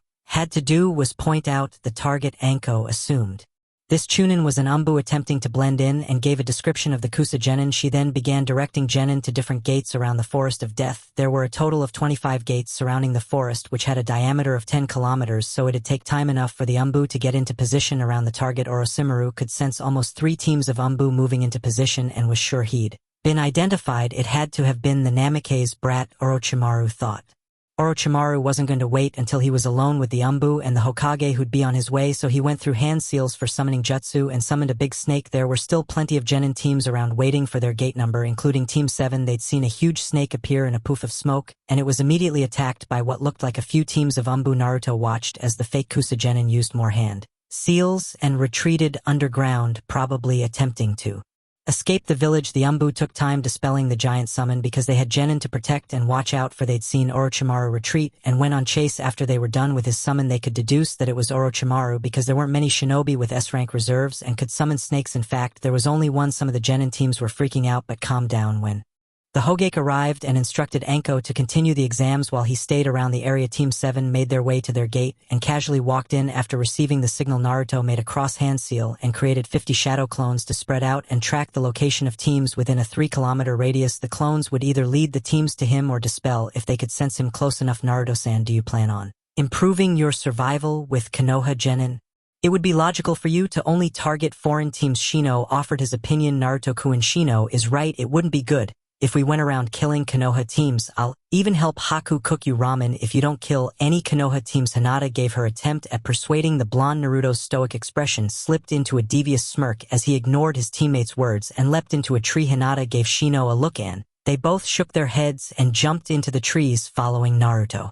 Naruto's clones found a close team that had probably entered in the gate next to theirs. Naruto's clone had seen an Iwagakure hidden stone village headband on the genin, and Naruto made his way to their location. His teammates assumed a triangle formation while following Naruto since they knew he was going directly to another team. After a couple minutes of tree travel, Hinata saw 3 IWA genin standing between a patch of trees, looking at a scroll. 3 genin standing over a scroll 20 meters north east. Are we going with a planned ambush or just backing you up from the shadows? Naruto-kun, they will improve my chances of survival, Naruto replied to Hinata with what seemed like glee in his voice. Hinata giggled and gave a look to Shino that meant they were backing up Naruto. Shino had a single sweat drop roll down his forehead but expected as much from both of them. Naruto began to jolt through the trees to move fast enough to completely surprise the genin while his teammates separated to surround the genin. Naruto spotted the 3 IWA genin and removed his Furagen and enhanced it with Futon Chakra, making it glow white. With another jolt step, he appeared in front of the closest IWA genin and beheaded him. Naruto marveled at the flash of white his sword produced. When he swung it, the remaining 2 genin were stunned, and by the time they attempted to make distance between them and the now recognized Namikaze, they had a chain wrapped around their torso. The chain tightened and began to coil around their entire bodies while lifting them above Naruto. The genin started screaming in fear and pain. Naruto raised his right hand and slowly began to close it into a fist. The genin began to beg for their lives, and after a sickening crunch followed by the raining of blood, they died. Naruto took a moment to take in the rain of blood he'd created, and by extension his village. His village was responsible for creating the rain of blood that would see the forest of death just as much as he was. Once again his hair was dyed red with blood, and the crimson blonde had returned. Hinata and Shino joined Naruto under his rain of blood via Shunshin, and interrupted his train of thought. We're with you, Naruto-san. I've decided to follow you even through the rain. It would not be the most logical, but I will do it. Naruto-kun, if we're going to be this bloody, we might as well make it to the tower by morning. Naruto gave a slight smile. Hinata searched the genin who was beheaded, and luckily he had their Earth scroll while Team 7 had a Heaven scroll. She then looked at the scroll they dropped, and although it was covered with blood, she could tell it had seals around the edge. Naruto-kun, check out the seals on the scroll. Naruto activated his Saigan and analyzed the seals on the scroll until he found out the scroll's function. The scroll had a mass location seal. I'm assuming all the IWA teams have one so they can track each other's location and team up in the forest. The most logical decision would be to avoid such a conglomerate of genin teams, but I assume we're going to look for them, right? Naruto-san. Naruto gave Shino a nod. He was already expanding his senses to see if he could find them. Naruto got another memory from a clone and jumped into the trees, followed by his team. His team had found a genin team from Konoha, but Naruto didn't like the Kabuto guy. He knew too much and was strong enough to be a jounin, but wasn't. I will improve my chances of survival with this Konoha team, but only this one, the gray-haired genin who had so much information on us, is not who he seemed to be. It's his team. He's fair game. Naruto stopped on a branch and looked over at his teammates for a reaction. Hinata sighed, but nodded. Shino was more hesitant, but he knew it was legal and Naruto was right. His bugs told him there was something off about Kabuto. Shino nodded and added, Naruto-san, I will not kill any of our classmates from the academy, but I am with you on this. Naruto nodded with his stoic Expression on his face. Hinata once again announced their exact location, and the team headed to ambush Kabuto's team. Kabuto sensed incoming ninja, and alerted his team with a whistle. They only had a moment to prepare when 3 wind slashes came from Naruto on a nearby tree. Kabuto's team scattered to dodge, but it was a hasty effort. One of Kabuto's teammates was too slow, and received a deep slice through his right leg. Immediately following up, Naruto blurred into view and attempted to slice Kabuto's head off, but Kabuto ducked under his sword, attempting to cut Naruto's arm tendon with chakra scalpels that he created on the fly. Naruto released chains to impale Kabuto as he spun around following the momentum of his swing, and Kabuto was forced to jump back for space, neither able to land the hit. Kabuto's teammate, who'd been sliced on the leg, started going through hand seals for a jutsu aimed at Naruto when a swarm of bugs made him stop the jutsu and jump backwards. Shino dropped down from a tree above him and sliced his throat open. As soon as the ninja moved into position, Shino disappeared in a bug shunsin right after. To return to the shadows, Hinata used the distraction to attack Kabuto's other teammate and engaged him in taijutsu. During a short exchange, Hinata noticed him trying to grab onto her, and she purposely left herself open to bait the genin in. When the genin took the bait, Hinata Jukin struck his hand before repositioning herself closer with a pivot and delivered a powerful jukin to the side of the genin's chest, collapsing one of his lungs. Then, with 2 quick hand seals, Hinata created an ice blade on her arm and slashed the genin's throat before he could recover. Naruto sized up Kabuto with his Saigon, noting his Doton affinity and strange chakra that Naruto didn't have the time or attention to fully analyze. Kabuto was surveying the situation as his teammates were both killed quickly and efficiently by a team of genin drenched in fresh blood. He knew the abilities of these 3 genin, or at least he thought he did. Kabuto knew nothing about Naruto's glowing white sword or the jutsu he just used. He also didn't know the Hyuga girl could use Hayaton, which really shouldn't be possible. Kabuto knew there were strong genin but didn't think any teams would be a problem for him, but he was getting a different feeling from this team. When the gray-haired spy thought about it, Orochimaru was somehow discovered and he was no longer needed in Konoha, so he could end the genin disguise. TCH. It's gonna be a shame to see such promising genin die because they got in over their heads. I wonder, was it you and your abnormal sensory abilities that discovered Orochimaru-sama? You did send a clone away after all. It doesn't matter anyway. It seems you do have a Dojutsu. I can work with that, I guess. I'll have to kill the 3 of you after I pluck those eyes out and hand them to Orochimaru-sama, Kabuto said with a shrug. Naruto gazed at Kabuto with an emotionless expression. You will improve my chances of survival. Spy Naruto didn't understand the whole situation but would get Hinata to explain it later. After he drained all of Kabuto's chakra to examine later. He's a Jounin level shinobi. Stay back and wait for an opportunity. Naruto gave his team the game plan, and he knew both would hear and comply. Kabuto coated his hands in a green chakra to activate his chakra scalpels and charged at Naruto, and the blonde followed suit. Naruto slashed his sword diagonally, attempting to cut across Kabuto's chest, but the silver-haired spy sidestepped the slash and attempted to cut the tendons on Naruto's arm, but Naruto's chains shot out and attempted to impale Kabuto. Kabuto jumped back to avoid the chains, and Naruto followed with a jolt step and attempted a horizontal slash to behead Kabuto. Kabuto ducked under the blade and lounged at Naruto. Naruto spun around following his momentum and lashed out with his chains while his back was turned. Kabuto was able to dodge 4 of 6 chains, but one impaled his thigh and another left a small cut on his side. As Naruto completed his spin, he jumped and slashed downward, attempting to split Kabuto in half. Kabuto used a substitution. With a log in the nearby brush, the fake genin attempted to hide but jumped from the bush, ignoring the pain from his injury, when he heard a buzzing sound and barely avoided a swarm of Shino's insects. Kabuto landed and had less than a second to avoid a barrage of Naruto's chains, forcing Kabuto to flip backwards a few times to get out of harm's way. Kabuto couldn't find any openings with Naruto's style, and all-out close-range combat wasn't his strongest suit. He'd have to try something else. Kabuto thought. Naruto charged at Kabuto and began another attack. While dodging, Kabuto took out a kunai in each hand to try blocking and parrying. To create an opening, he raised his now chakra enhanced kunai and reverse grip to parry Naruto's sword in a heavy downward strike, but the white blade cut right through the kunai and left a nasty slice in Kabuto's arm. Kabuto threw both kunai and broken kunai at Naruto before jumping back to create space and throwing a smoke bomb on the ground. Hidden in the smoke, Kabuto went through hand seals for Doton, hiding like a mole jutsu to travel deep underground and recover. Kabuto activated his Kekkei Genkai Old Blood, which allowed him to heal quickly and enhanced his physical abilities. There was one drawback to Old Blood: the more of the special chakra he used, the more he was lost to a bloodlust. If Kabuto used too much of his Old Blood chakra, he'd turn into pretty much a berserker. He had many injuries to fix, but it wouldn't push him too far, and after a moment he was ready to resume the fight, and this time enhanced by his Kekkei Genkai. Naruto had easily blocked the kunai with his chains and had watched Kabuto's chakra through the smoke as Kabuto went underground and molded a special chakra. The chakra was a mix of yang chakra with a little bit of yin, but Naruto couldn't exactly tell what it did without having the time to analyze it fully. Naruto saw Kabuto position himself under Naruto a few meters underground, and when Kabuto began to rise to the surface, Naruto jumped away and sent a wind slash at the ground. Kabuto had just enough time to prevent his arm being cut off, but he received a deep slash in the arm he'd just healed as Naruto fell back to the ground. He took in how fast Kabuto had just moved, and after further observation, he saw his previous wounds were healed. Naruto started putting together what Kabuto's special chakra did, but needed more information. Kabuto charged at Naruto at a speed Naruto wasn't expecting, and he barely had time to attack with his chains. Kabuto saw the chains he'd expected and changed direction with a bust of chakra appearing. On Naruto's back left side, Naruto saw Kabuto's speed to his left side with a burst of chakra, and Naruto swung the Furagen but had the tendons and muscles in his left arm cut before Kabuto jumped away. Naruto then noticed that his last injury to Kabuto had already healed. Kabuto's special chakra granted him faster recovery and enhanced physical abilities. The blonde with red hair caked with blood deduced Kabuto charged at Naruto again, who let his left arm hang limp as he sent a wind slash at Kabuto. Kabuto dodged and continued his charge. Naruto infused Raitun chakra into his chains and met him in the middle. Naruto began what looked like a dance with Furagen and his chains. He jumped and slashed while sending random Raitun enhanced chains in Kabuto's direction.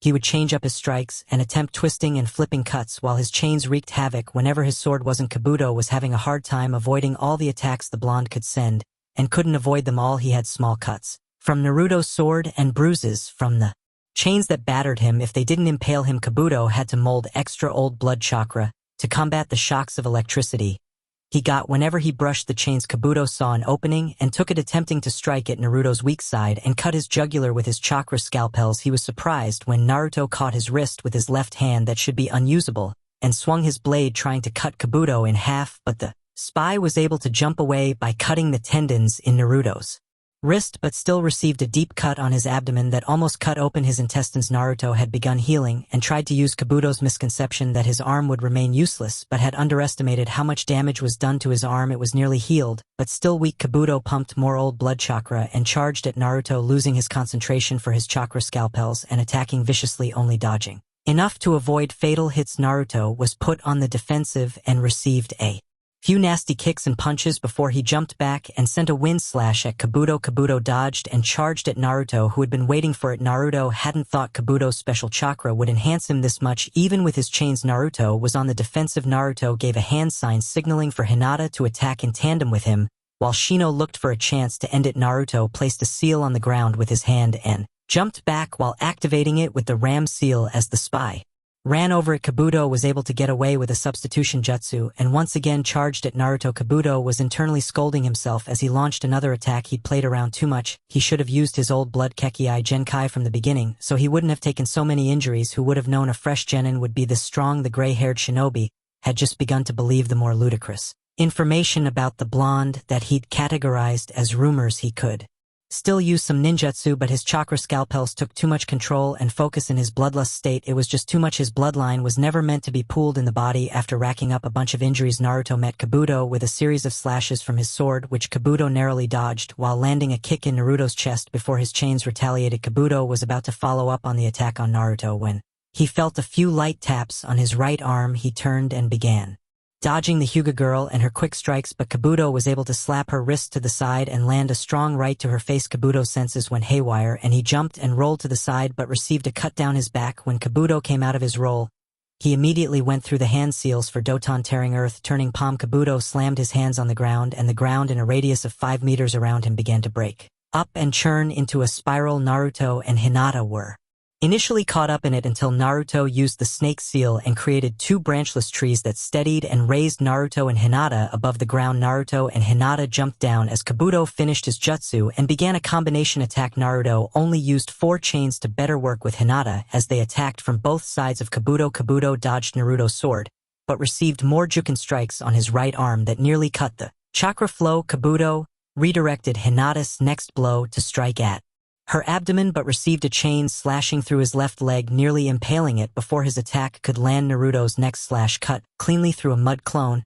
But Hinata was already headed towards Kabuto. Kabuto was attempting to gain space, but a cloud of bugs forced him right back to Hinata and Naruto. Naruto and Hinata were relentless and worked together to keep him boxed in as they attacked, slowly adding to his injuries. Kabuto knew he was in bad shape. Once he healed his injuries, he'd be close to a berserker, and if Naruto could track him perfectly underground, his chances of getting away was low. He doubted he'd win if he went full berserker mode, so his only option was to retreat. Kabuto quickly took out 3 kunai in each hand and threw them in Naruto and Hinata point-blank range to create some space. He then jumped into a nearby tree with the intention of using his time to mold a large amount of chakra in Shunshin. Far away, very far away, before Kabuto could finish molding his chakra, he had to jump into another tree to avoid a massive barrage of chains that maneuvered precisely around the branches. Kabuto landed on the trunk of a tree and saw an opening, so he took it, dashing to his escape. Mid-jump, his senses told him to dodge, but he wasn't quick enough. Shino had been waiting for a chance to strike when he saw Kabuto trying to escape directly towards him, almost as if it was coordinated, which it probably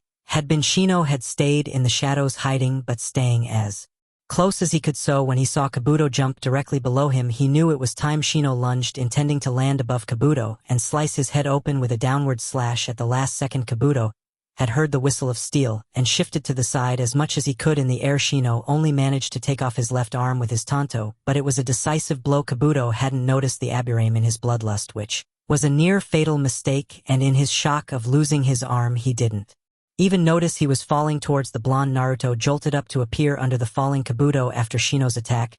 He sliced off the spy's legs below the knee with Furagin. Kabuto screamed. His mind was raging from his old blood chakra, and the pain of losing 3 limbs quickly got to him. As a result, he couldn't heal this. He was done. All he could do was scream. Hinata and Shino stood at Naruto's side, and they looked down at the screaming gray-haired spy. It would be most logical of me to expect a rain of blood from such a formidable foe, would it not? Hinata-sen, Shino said stoically. Ma'am, I think Naruto-kun will give us a warm shower when he's done admiring his food. Hinata replied with a giggle. Naruto looked down at the still screaming Kabuto with a devious smile. Know that your death has improved our chances of survival. After giving his short message, Naruto wrapped Kabuto in his chains and raised him in the air. What the fuck, are y'all crazy? Ah! Kabuto was cut off as the shens coiled around him tightly and began to squeeze him with a clenching of Naruto's hands. The chains juiced Kabuto like a fresh orange, raining down blood onto the already drenched Team 7. Naruto had taken Kabuto's chakra as he killed him, and when he dropped Kabuto, he sealed his chakra in a storage seal on his sleeve. Naruto found the location of 2 more teams from clones who'd dispelled during his fight with Kabuto, and after notifying his team, they headed in the closest team's direction. Hinata spotted the team headed in their direction and revealed them to be a Kumo team. They followed the same strategy of attack as with the IWA team. Naruto charged ahead and was backed by Hinata, with Shino covering their backs from the shadows. The Kumo team didn't last long because they tried their Kenjutsu against Naruto's. They found out too late that it wasn't just a spar, and that they hadn't trained like their life depended on it. Naruto had, and with Hinata's timely intervention, Shino wasn't needed until the obligatory rain of blood. Team 7 had no interest in any more scrolls, so they just went to their next target that ended up being an AIM team hiding behind a genjutsu, hoping to catch unaware genin teams. Team 7 snuck up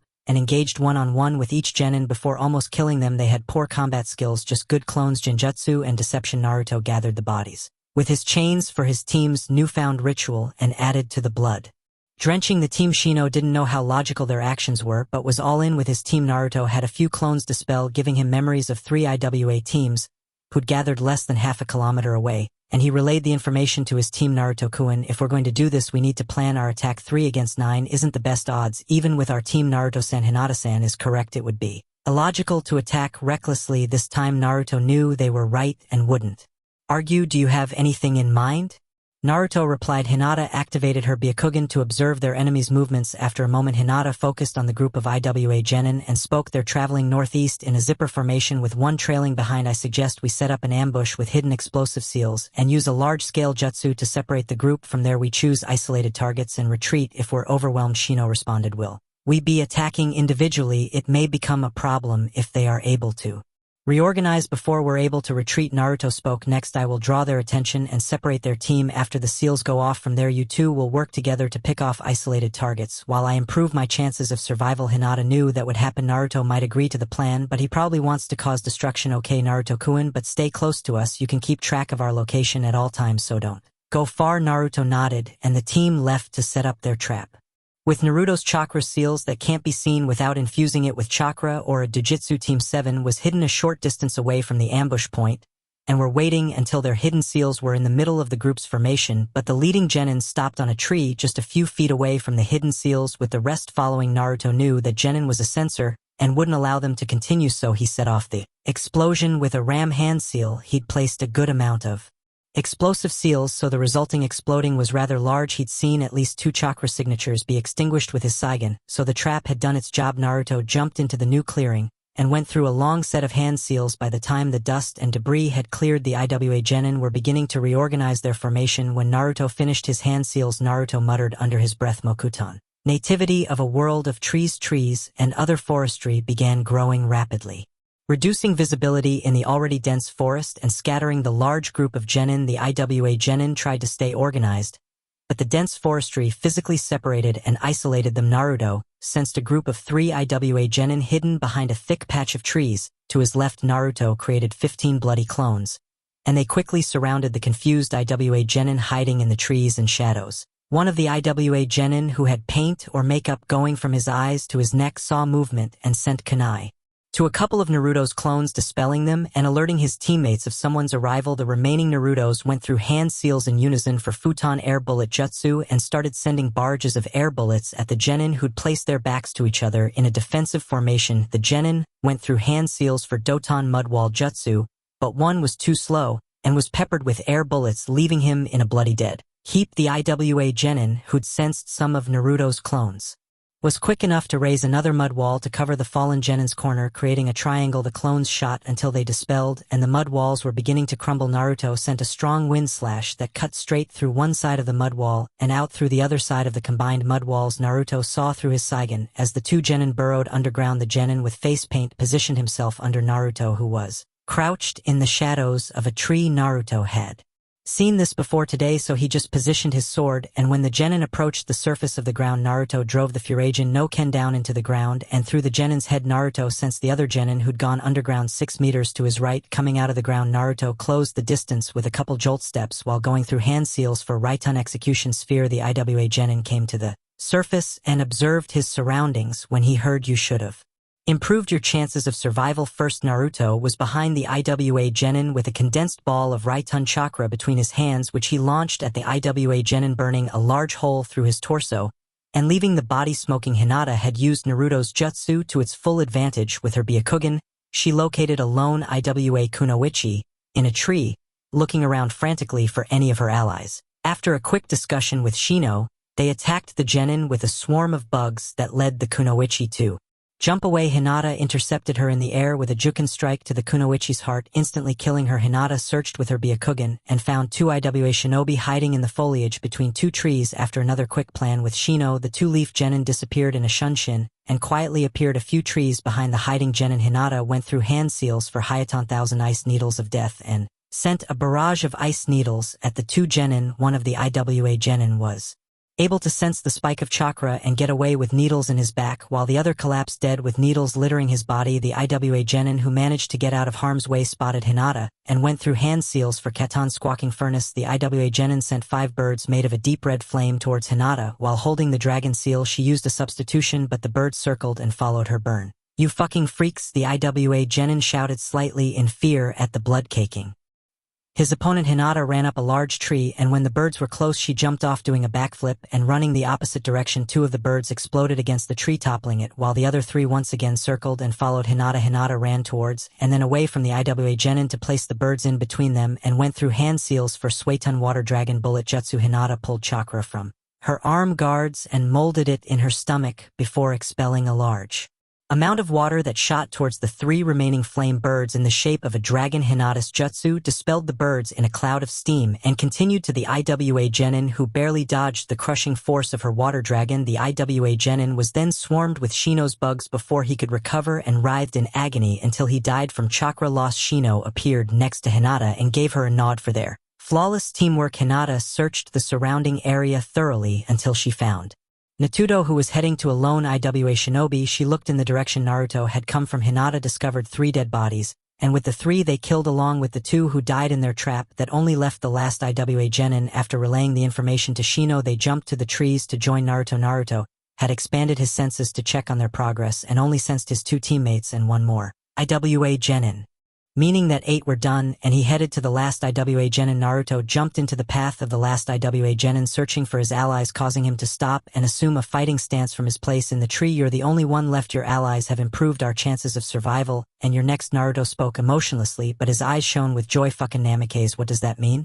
We came here to kill you, and I'll present your head to our village. The bloody red hair will just be a bonus. The Iwa Genin recognized Naruto, as he was their main reason for sending so many teams to Konoha. The Iwa Genin went through a few hand seals and lounged at Naruto. Naruto sent chains to impale or ensnare his opponent, but the Iwa Genin put his hands together, palms facing Naruto, and screamed. Explosion, release, exploding palm. The Genin released a powerful explosion from his palms towards the incoming chains, making them scatter and fly past him. While he closed the distance, Naruto sent a horizontal slash at the Genin as he landed, but he allowed himself to fall down from the tree to avoid the strike, and Naruto jumped down after him. The Iwa Genin saw Naruto following and waited. He sidestepped Naruto's downward slash and thrust his palm out toward Naruto's seemingly unprotected side and let off an explosion with his palm, sending Naruto backwards. Naruto had formed a chain shield at the last minute, but was still blown away since he was in the air when Naruto landed.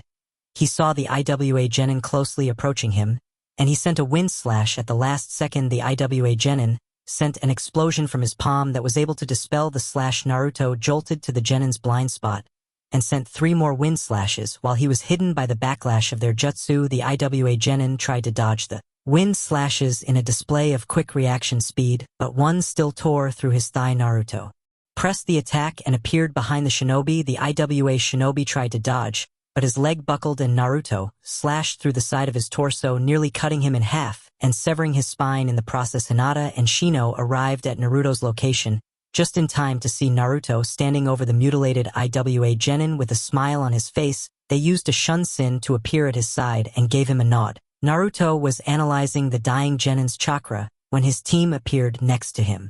Naruto absorbed the rest of the Iwa Genin's chakra and stored it in another seal on his sleeve. He coiled his chain around and raised the now silent Genin above their heads and continued their ritual of raining blood over the forest of death. By nightfall, Team 7 had killed 3 more teams. One was another from Iwa they called Naruto their prize. One was from Sunagakure Hidden Sand Village, and one was another from Kumogakure Hidden Cloud Village. Naruto's team took a break for an hour by a stream to clean off the dried and fresh blood to prepare for their night hunt. On their way to the tower, Naruto had sent clones to find the tower, and they were only 3 kilometers away, so they could hunt for a while before sunrise. Hinata and Shino convinced Naruto to attempt stealth kills to save time and energy. Although Naruto could go all night, his teammates were tired despite having full reserves courtesy of Naruto before departing to improve their chances of survival. Team 7 was attacked by a weak Taki team that Naruto killed with shadow clones. He'd sensed them and waited until they were in position for an ambush before creating 20 clones who handled the job easily, and even had the honor of participating in Team 7's baptism of blood. Naruto and his teammates arrived at the tower an hour before dawn. They made it rain with 6 more teams on their way to the tower. They'd found 2 Kiri teams together fighting a Tsuna team, and it didn't look good for Tsuna against his teammates' advice. Naruto surrounded them all with 80 clones who'd gone through hand seals for his combination jutsu Futon Raiton firing squad. The clones had specific targets, so only 3 Kiri and 1 Tsuna Genin survived. The rest were picked off by Team 7 swiftly. In the confusion, this is when Shino started seeing the logic in their downpour of blood. The stunned reactions of the Genin they'd fought and the way they hesitated with fear gave them an advantage. He guessed it was something about seeing an opponent soaked from head to toe with blood that made them freeze up. They found an AIM team camping for the night surrounded by traps with a single Genin on guard who was dozing off. Hinata and Shino disabled the traps using Hinata's Byakugan and Shino's bugs to find them. Naruto sent a chain through the Genin's throat from a tree, and Shino's bugs drained the life out of the sleeping Genin, who woke up when it was too late. They found their last and Taki's last team hiding in the trees outside of the tower to ambush them and get their scrolls. Unluckily for them, Hinata was tired and told Naruto to finish it quickly, so he used Raiton chakra with his chains and made quick work of the team who were terrified at the blood-drenched crimson blonde with a glowing white sword and cackling chains. 16 teams in total, and it could have been more if they hadn't avoided Konoha teams. After the one they'd killed, Team 7 placed their 2 scrolls together and unrolled them to form a summoning circle that created a poof of smoke. Iruka appeared with a smile and began to talk, but the words fell out of his mouth and the color drained from his face as he smelled and saw the blood-drenching 3 kids he'd taught in the academy barely 6 months ago. Iruka looked over the Genin and received 2 stoic expressions and a light smile from Hinata, who didn't want to get blood in her mouth. It took him more than a few minutes to rein in his shock and form an articulable statement. They were still dripping blood, and so much of it was Already dried on their skin, Irika tried to dispel the genjutsu but was horrified again to find he wasn't in 1H. How many? The Chunin instructor asked, afraid of the answer. Shino sighed and answered tiredly, 16 teams. Irika gave his impression of a fish out of water before he threw up, and only after another 5 minutes he asked with a pleading voice, please at least tell me they weren't Konoha teams. Only one Konoha team improved our chances of survival, Naruto answered, as if he was bored with the conversation, but they were spies for this man called Orochimaru. Well, one of them named Kabuto was, we know that for sure. Hinata chimed in to lessen the bluntness in which Naruto had put it. Irika could take no more, he'd leave it up to the Hokage. Irika weekly gave them the rules and instructions on where their rooms would be for the next 4 days, and where to shower before leaving and a shunshin before cleaning up and going to sleep. Team 7 found a large digital board with the completion times and places of the genin competing in the exam. They were in second with Gaara's team in first, having arrived a few hours before they did. Only 4 more teams arrived at the tower by the end of the 5-day period. A Kumo team with Yujito Kunoichi, Team Kakashi with Sasuke Sai and Kiba, an IWA team with the Kuratsuchi Kunoichi, and another Konoha team with Lee Niji and Tenten. The Hokage sent proctors and Chunin into the forest and only found 8 more genin alive. There was Team 8 with Shikamaru Ino and Choji, the latter of whom was nearly dead. They'd been attacked by 3 teams of IWA genin on day 1 and barely escaped, but were too injured to continue, so they stayed hidden away trying to keep Choji alive. There was a Kumo team alive who were spared after they were tortured and left in no condition to continue by 2 Kiri teams that had ambushed them. There was a Kusa genin left after Gaara had killed his team and he'd escaped, and lastly an Ado Kunoichi that was spared by Team Kakashi, who'd killed the other members of her team. Hiruzen had never expected such bloodshed from a Chunin exam, even after he'd heard from Irika about Team 7 villages would be angry, but they wouldn't be able to do anything about it with no proof of any interference from Konoha. Konoha had also lost 4 teams as well, but while his Umbu did a thorough investigation on exactly what happened in the forest, they had to complete the 2nd stage of the Chunin exams. There were so many genin teams entering the exam that they'd extended the usual 8 who would go to the 3rd round to 12, and even though they expected more teams to pass, they'd still need to do preliminaries. The shinobi gathered the passing genin in the tower arena, which was as large as a training field. The genin gathered in rows in front of the proctors, and the Hokage waiting for the Hokage to speak. The Jonin senseis of the passing teams were already in the stands in their own section. Hiruzen Sarutobi, the 3rd Hokage, used all his considerable willpower to repress a sigh before he spoke. First, I would like to graduate you all for passing the 2nd stage and most of all surviving. I'm sure you've all seen the carnage in the forest to some extent, but you should know this: only 26 genin out of the 108 who made it to the 2nd stage came out alive. The atmosphere became tense and somber. Most of the genin there knew many had died, but with the amount who died, their comrades from their assorted villages were most likely gone. Hiruzen continued, I believe you will understand what I have to say next. Even more now, the Chunin exams were created for times of peace to replace war. A hidden village depends on missions and contracts for their survival, and those seen as the strongest get the most instead of going to war with another village to prove a village's strength. The elemental nations have Chunin exams where the best genin compete for the pride and prestige of their village. Daimyos, wealthy businessmen, and other customers attend the final stage to assess the future strength of your villages. This exam has drawn the most attention I've seen in over a decade, and I've never seen so much death in a Chunin exam. You were truly in a war simulation, but it was necessary for our little thread of peace. Now for the 3rd stage, we can only have 12 genin compete, and we have 18 here. Genma, a jounin of the leaf and proctor of the 3rd stage, appeared on a knee in front of the Hokage. Hokage-sama, may I, as the proctor of the 3rd stage. Hiruzen gestured for him to continue. Genma stood and turned to address the genin. He introduced himself and explained the rules of the preliminaries. He was met with a few groans and outbursts at having to fight again to get into the 3rd stage. Genma explained that they could quit and it wouldn't affect their team. Everything from then on would be individual, no one left, and he continued to explain that there'd be 6 matches chosen at random that would eliminate at least 6 genin, and the remaining 12 would compete at the Konoha Stadium in a month's time. After producing a bowl with all the genin's names written on individual slips of paper, Genma drew 2 and read them out loud. Hinata Hyuga of Konoha versus Renji Gaara of IWA. Everyone but those 2 genin and Genma went into the stands. Naruto had given Hinata a nod before he made his way along with Shino. Renji Gaara wore red shinobi pants, a black long-sleeve shirt, kunai pouches, and red gloves. He spoke through gritted teeth, I hope you know I'm going to kill you. For all the IWA genin who died in the forest, none of you Konoha genin should have made it out alive, let alone Namikaze and his team. We're gonna kill you and anyone else he's associated with. I swear it on the Karazori clan. I'm pretty sure all 5 IWA teams we killed said something along the same lines. Namikaze, as you call him, seems to be taking after his father in slaughtering IWA shinobi. Hinata replied with a devious smile. She wanted to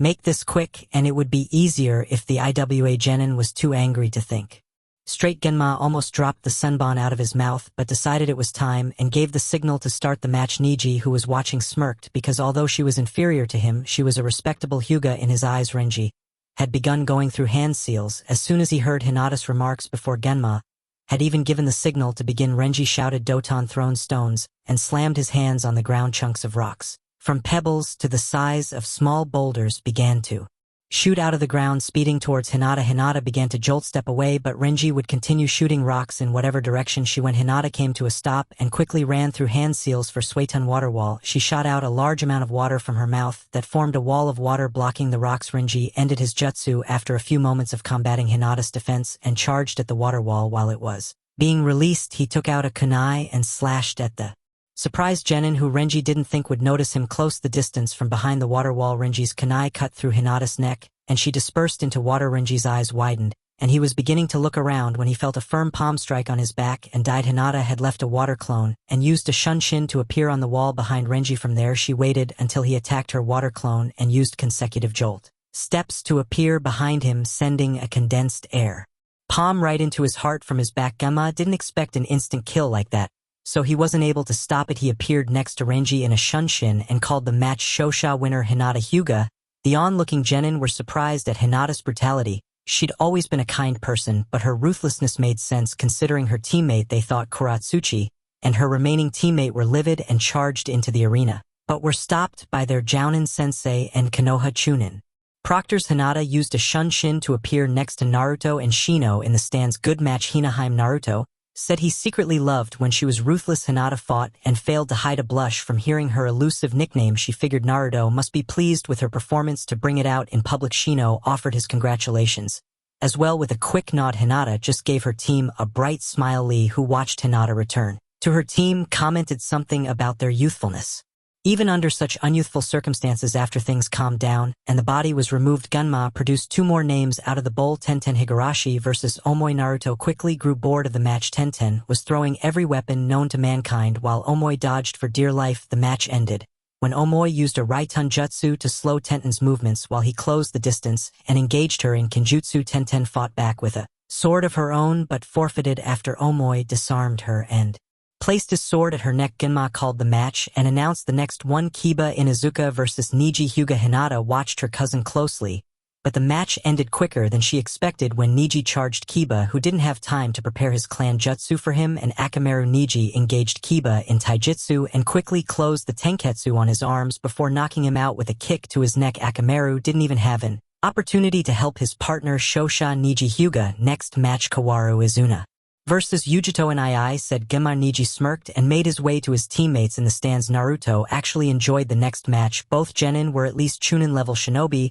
but Yujito had far superior taijutsu. With her extended finger and toe nails, she ended the fight with a shower of blue fireballs that intrigued Naruto. He activated his Saigen and attempted to analyze the chakra but couldn't see everything he needed. With her so far away and moving, Kit, you won't be able to recreate that. She's the Jinchuriki of the Nibi and used her Biju's residual chakra to amplify her flames. Be careful with her Nibis, a fucking pyromaniac sex offender. Naruto was surprised to hear Kurama, who rarely spoke to him but was glad for the explanation, but was confused on one thing: sex offender? Naruto replied questioningly, she doesn't know how to take no for an answer. Kit, that's all I'll say. Kurama spoke with a shudder in his voice and Naruto decided to drop it.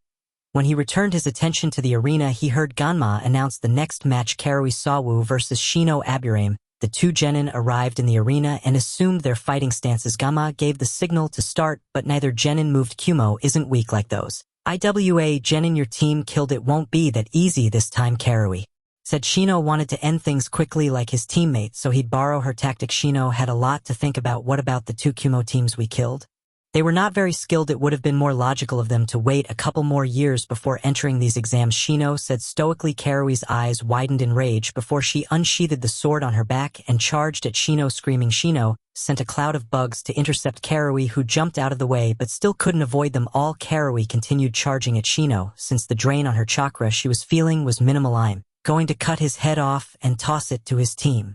Karui thought. Karui made it to Shino and slashed her sword horizontally to lop off his head. The head came off but dispersed into a cloud of bugs as Shino's whole body was revealed to be a bug clone. Karui attempted to jump back but felt hands around her ankles that pulled her under the ground up to her neck. Shino had used Doton double suicide decapitation on Karui to drag her underground Shino resurfaced from the ground and watched as his bugs swarmed Karui's head, intended to drain the life out of the girl. Karui began screaming at the top of her lungs, and Genma got the impression Shino wasn't leaving the girl alive. Genma used a Shunshin to appear next to Karui and called the match. Shino was surprised to feel disappointed, but recalled his bugs and used a bug Shunshin to appear next to Naruto and Hinata. Good match, Shino, though it's unfortunate you didn't get to improve your chances of survival. Naruto said sincerely, you did great, Shino. Hinata added, while giggling. Shino simply nodded his appreciation as Genma called the last match Sasuke Uchiha versus Kankuro. Once both genin were ready, Genma called the match, and Sasuke activated his Sharingan. Kankuro quickly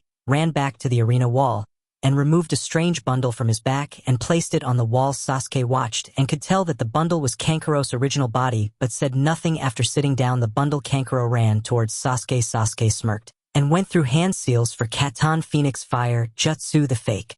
Kankuro started dodging erratically when Sasuke sent dozens of compressed balls of fire towards its direction. Kankuro figured Sasuke's aim was trash because the fake his puppet easily dodged the jutsu. He started to panic when he realized they were aimed at him, not his puppet. Kankuro burst out of the bundle of wrappings he was in and tried his best to dodge the fireball, but he was burned badly on his right side. He saw Sasuke charging him and used his puppet to intercept him. The puppet shot out blades from its wrists and lunged at Sasuke. Sasuke could see the poison dripping from the blade, so he made sure to cleanly dodge the slashes from what now looked clearly like a puppet. As Sasuke was dodging, the puppet opened its mouth and shot out a few senbon that Sasuke narrowly avoided by backflipping.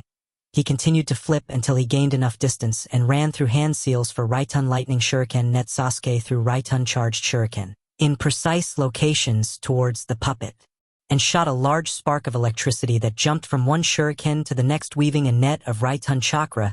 The puppet couldn't avoid jutsu, and Kankuro didn't think it would need to since it was wood, and couldn't be shocked the net of lightning dissipated once the shuriken hit the arena wall, and Kankuro's puppet was sliced into a pile of wooden blocks and pieces the size of the holes in Sasuke's jutsu. Kankuro was in shock. He spent more time with that puppet than with humans, and Sasuke had just killed it. Kankuro didn't even notice Sasuke approaching until there was a kunai next to his throat. I could finish you off, but that wouldn't look good since we're allies, Sasuke said with a smug but bored look on his face. Genma announced Sasuke as the winner and waited for Kankuro to wipe his tears and seal away the chunks of his beloved puppet. Genma then called all the remaining genin to the center of the arena for him to address him. The genin all arrived, and the atmosphere was incredibly tense. Kuratsuchi was glaring at Team 7. Gaara was staring at Naruto as if he saw a juicy steak. Yujito was giving Team 7 her own glare, and Omoi was muttering to himself. Lee was complaining about his youthfulness not being on display, while Niji rubbed his temples. Sai made a comment about Sasuke winning despite being dickless, earning a glare from Sasuke. Team 7 simply waited with two stoic expressions and a smile. Genma had a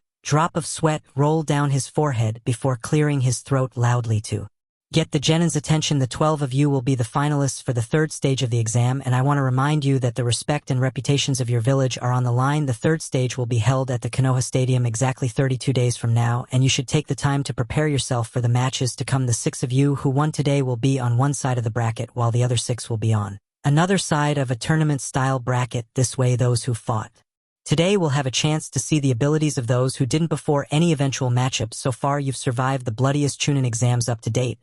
And if you wish to survive your matchups, I heed you. Take my warning. I give you my congratulations, but you're not done yet. Do you have anything to add? Hokage-sama. Genma finished and motioned towards the Hokage, who'd appeared next to him. Yes, Genma, thank you. As you may know by now, most of the genin who entered the Forest of Death are no longer alive. Truly the most deadly Chunin exams I've ever seen. That being said, I'm greatly saddened at the loss of so many young lives, shinobi or not, but you've gotten a real taste of the realities of war. As shinobi, we kill, steal, lie, and worse for the safety and betterment of our village, and war is inevitable. We do what we must and sacrifice ourselves, sometimes even much more, so that others may live in peace. We shinobi are the monsters hiding in the dark. We're the demon in the night. We're killers, and as you've seen in these exams, we often have short lives. I see a very talented group of shinobi before me who will undoubtedly surpass their predecessors, so remember to bring pride and prestige to your village. Speak to your jounin senseis for further instructions. Dismissed. What if Naruto cheated death, surviving a wild assassination like Gaara? We have reached the end for part 1. Let's get 20 like for part 2.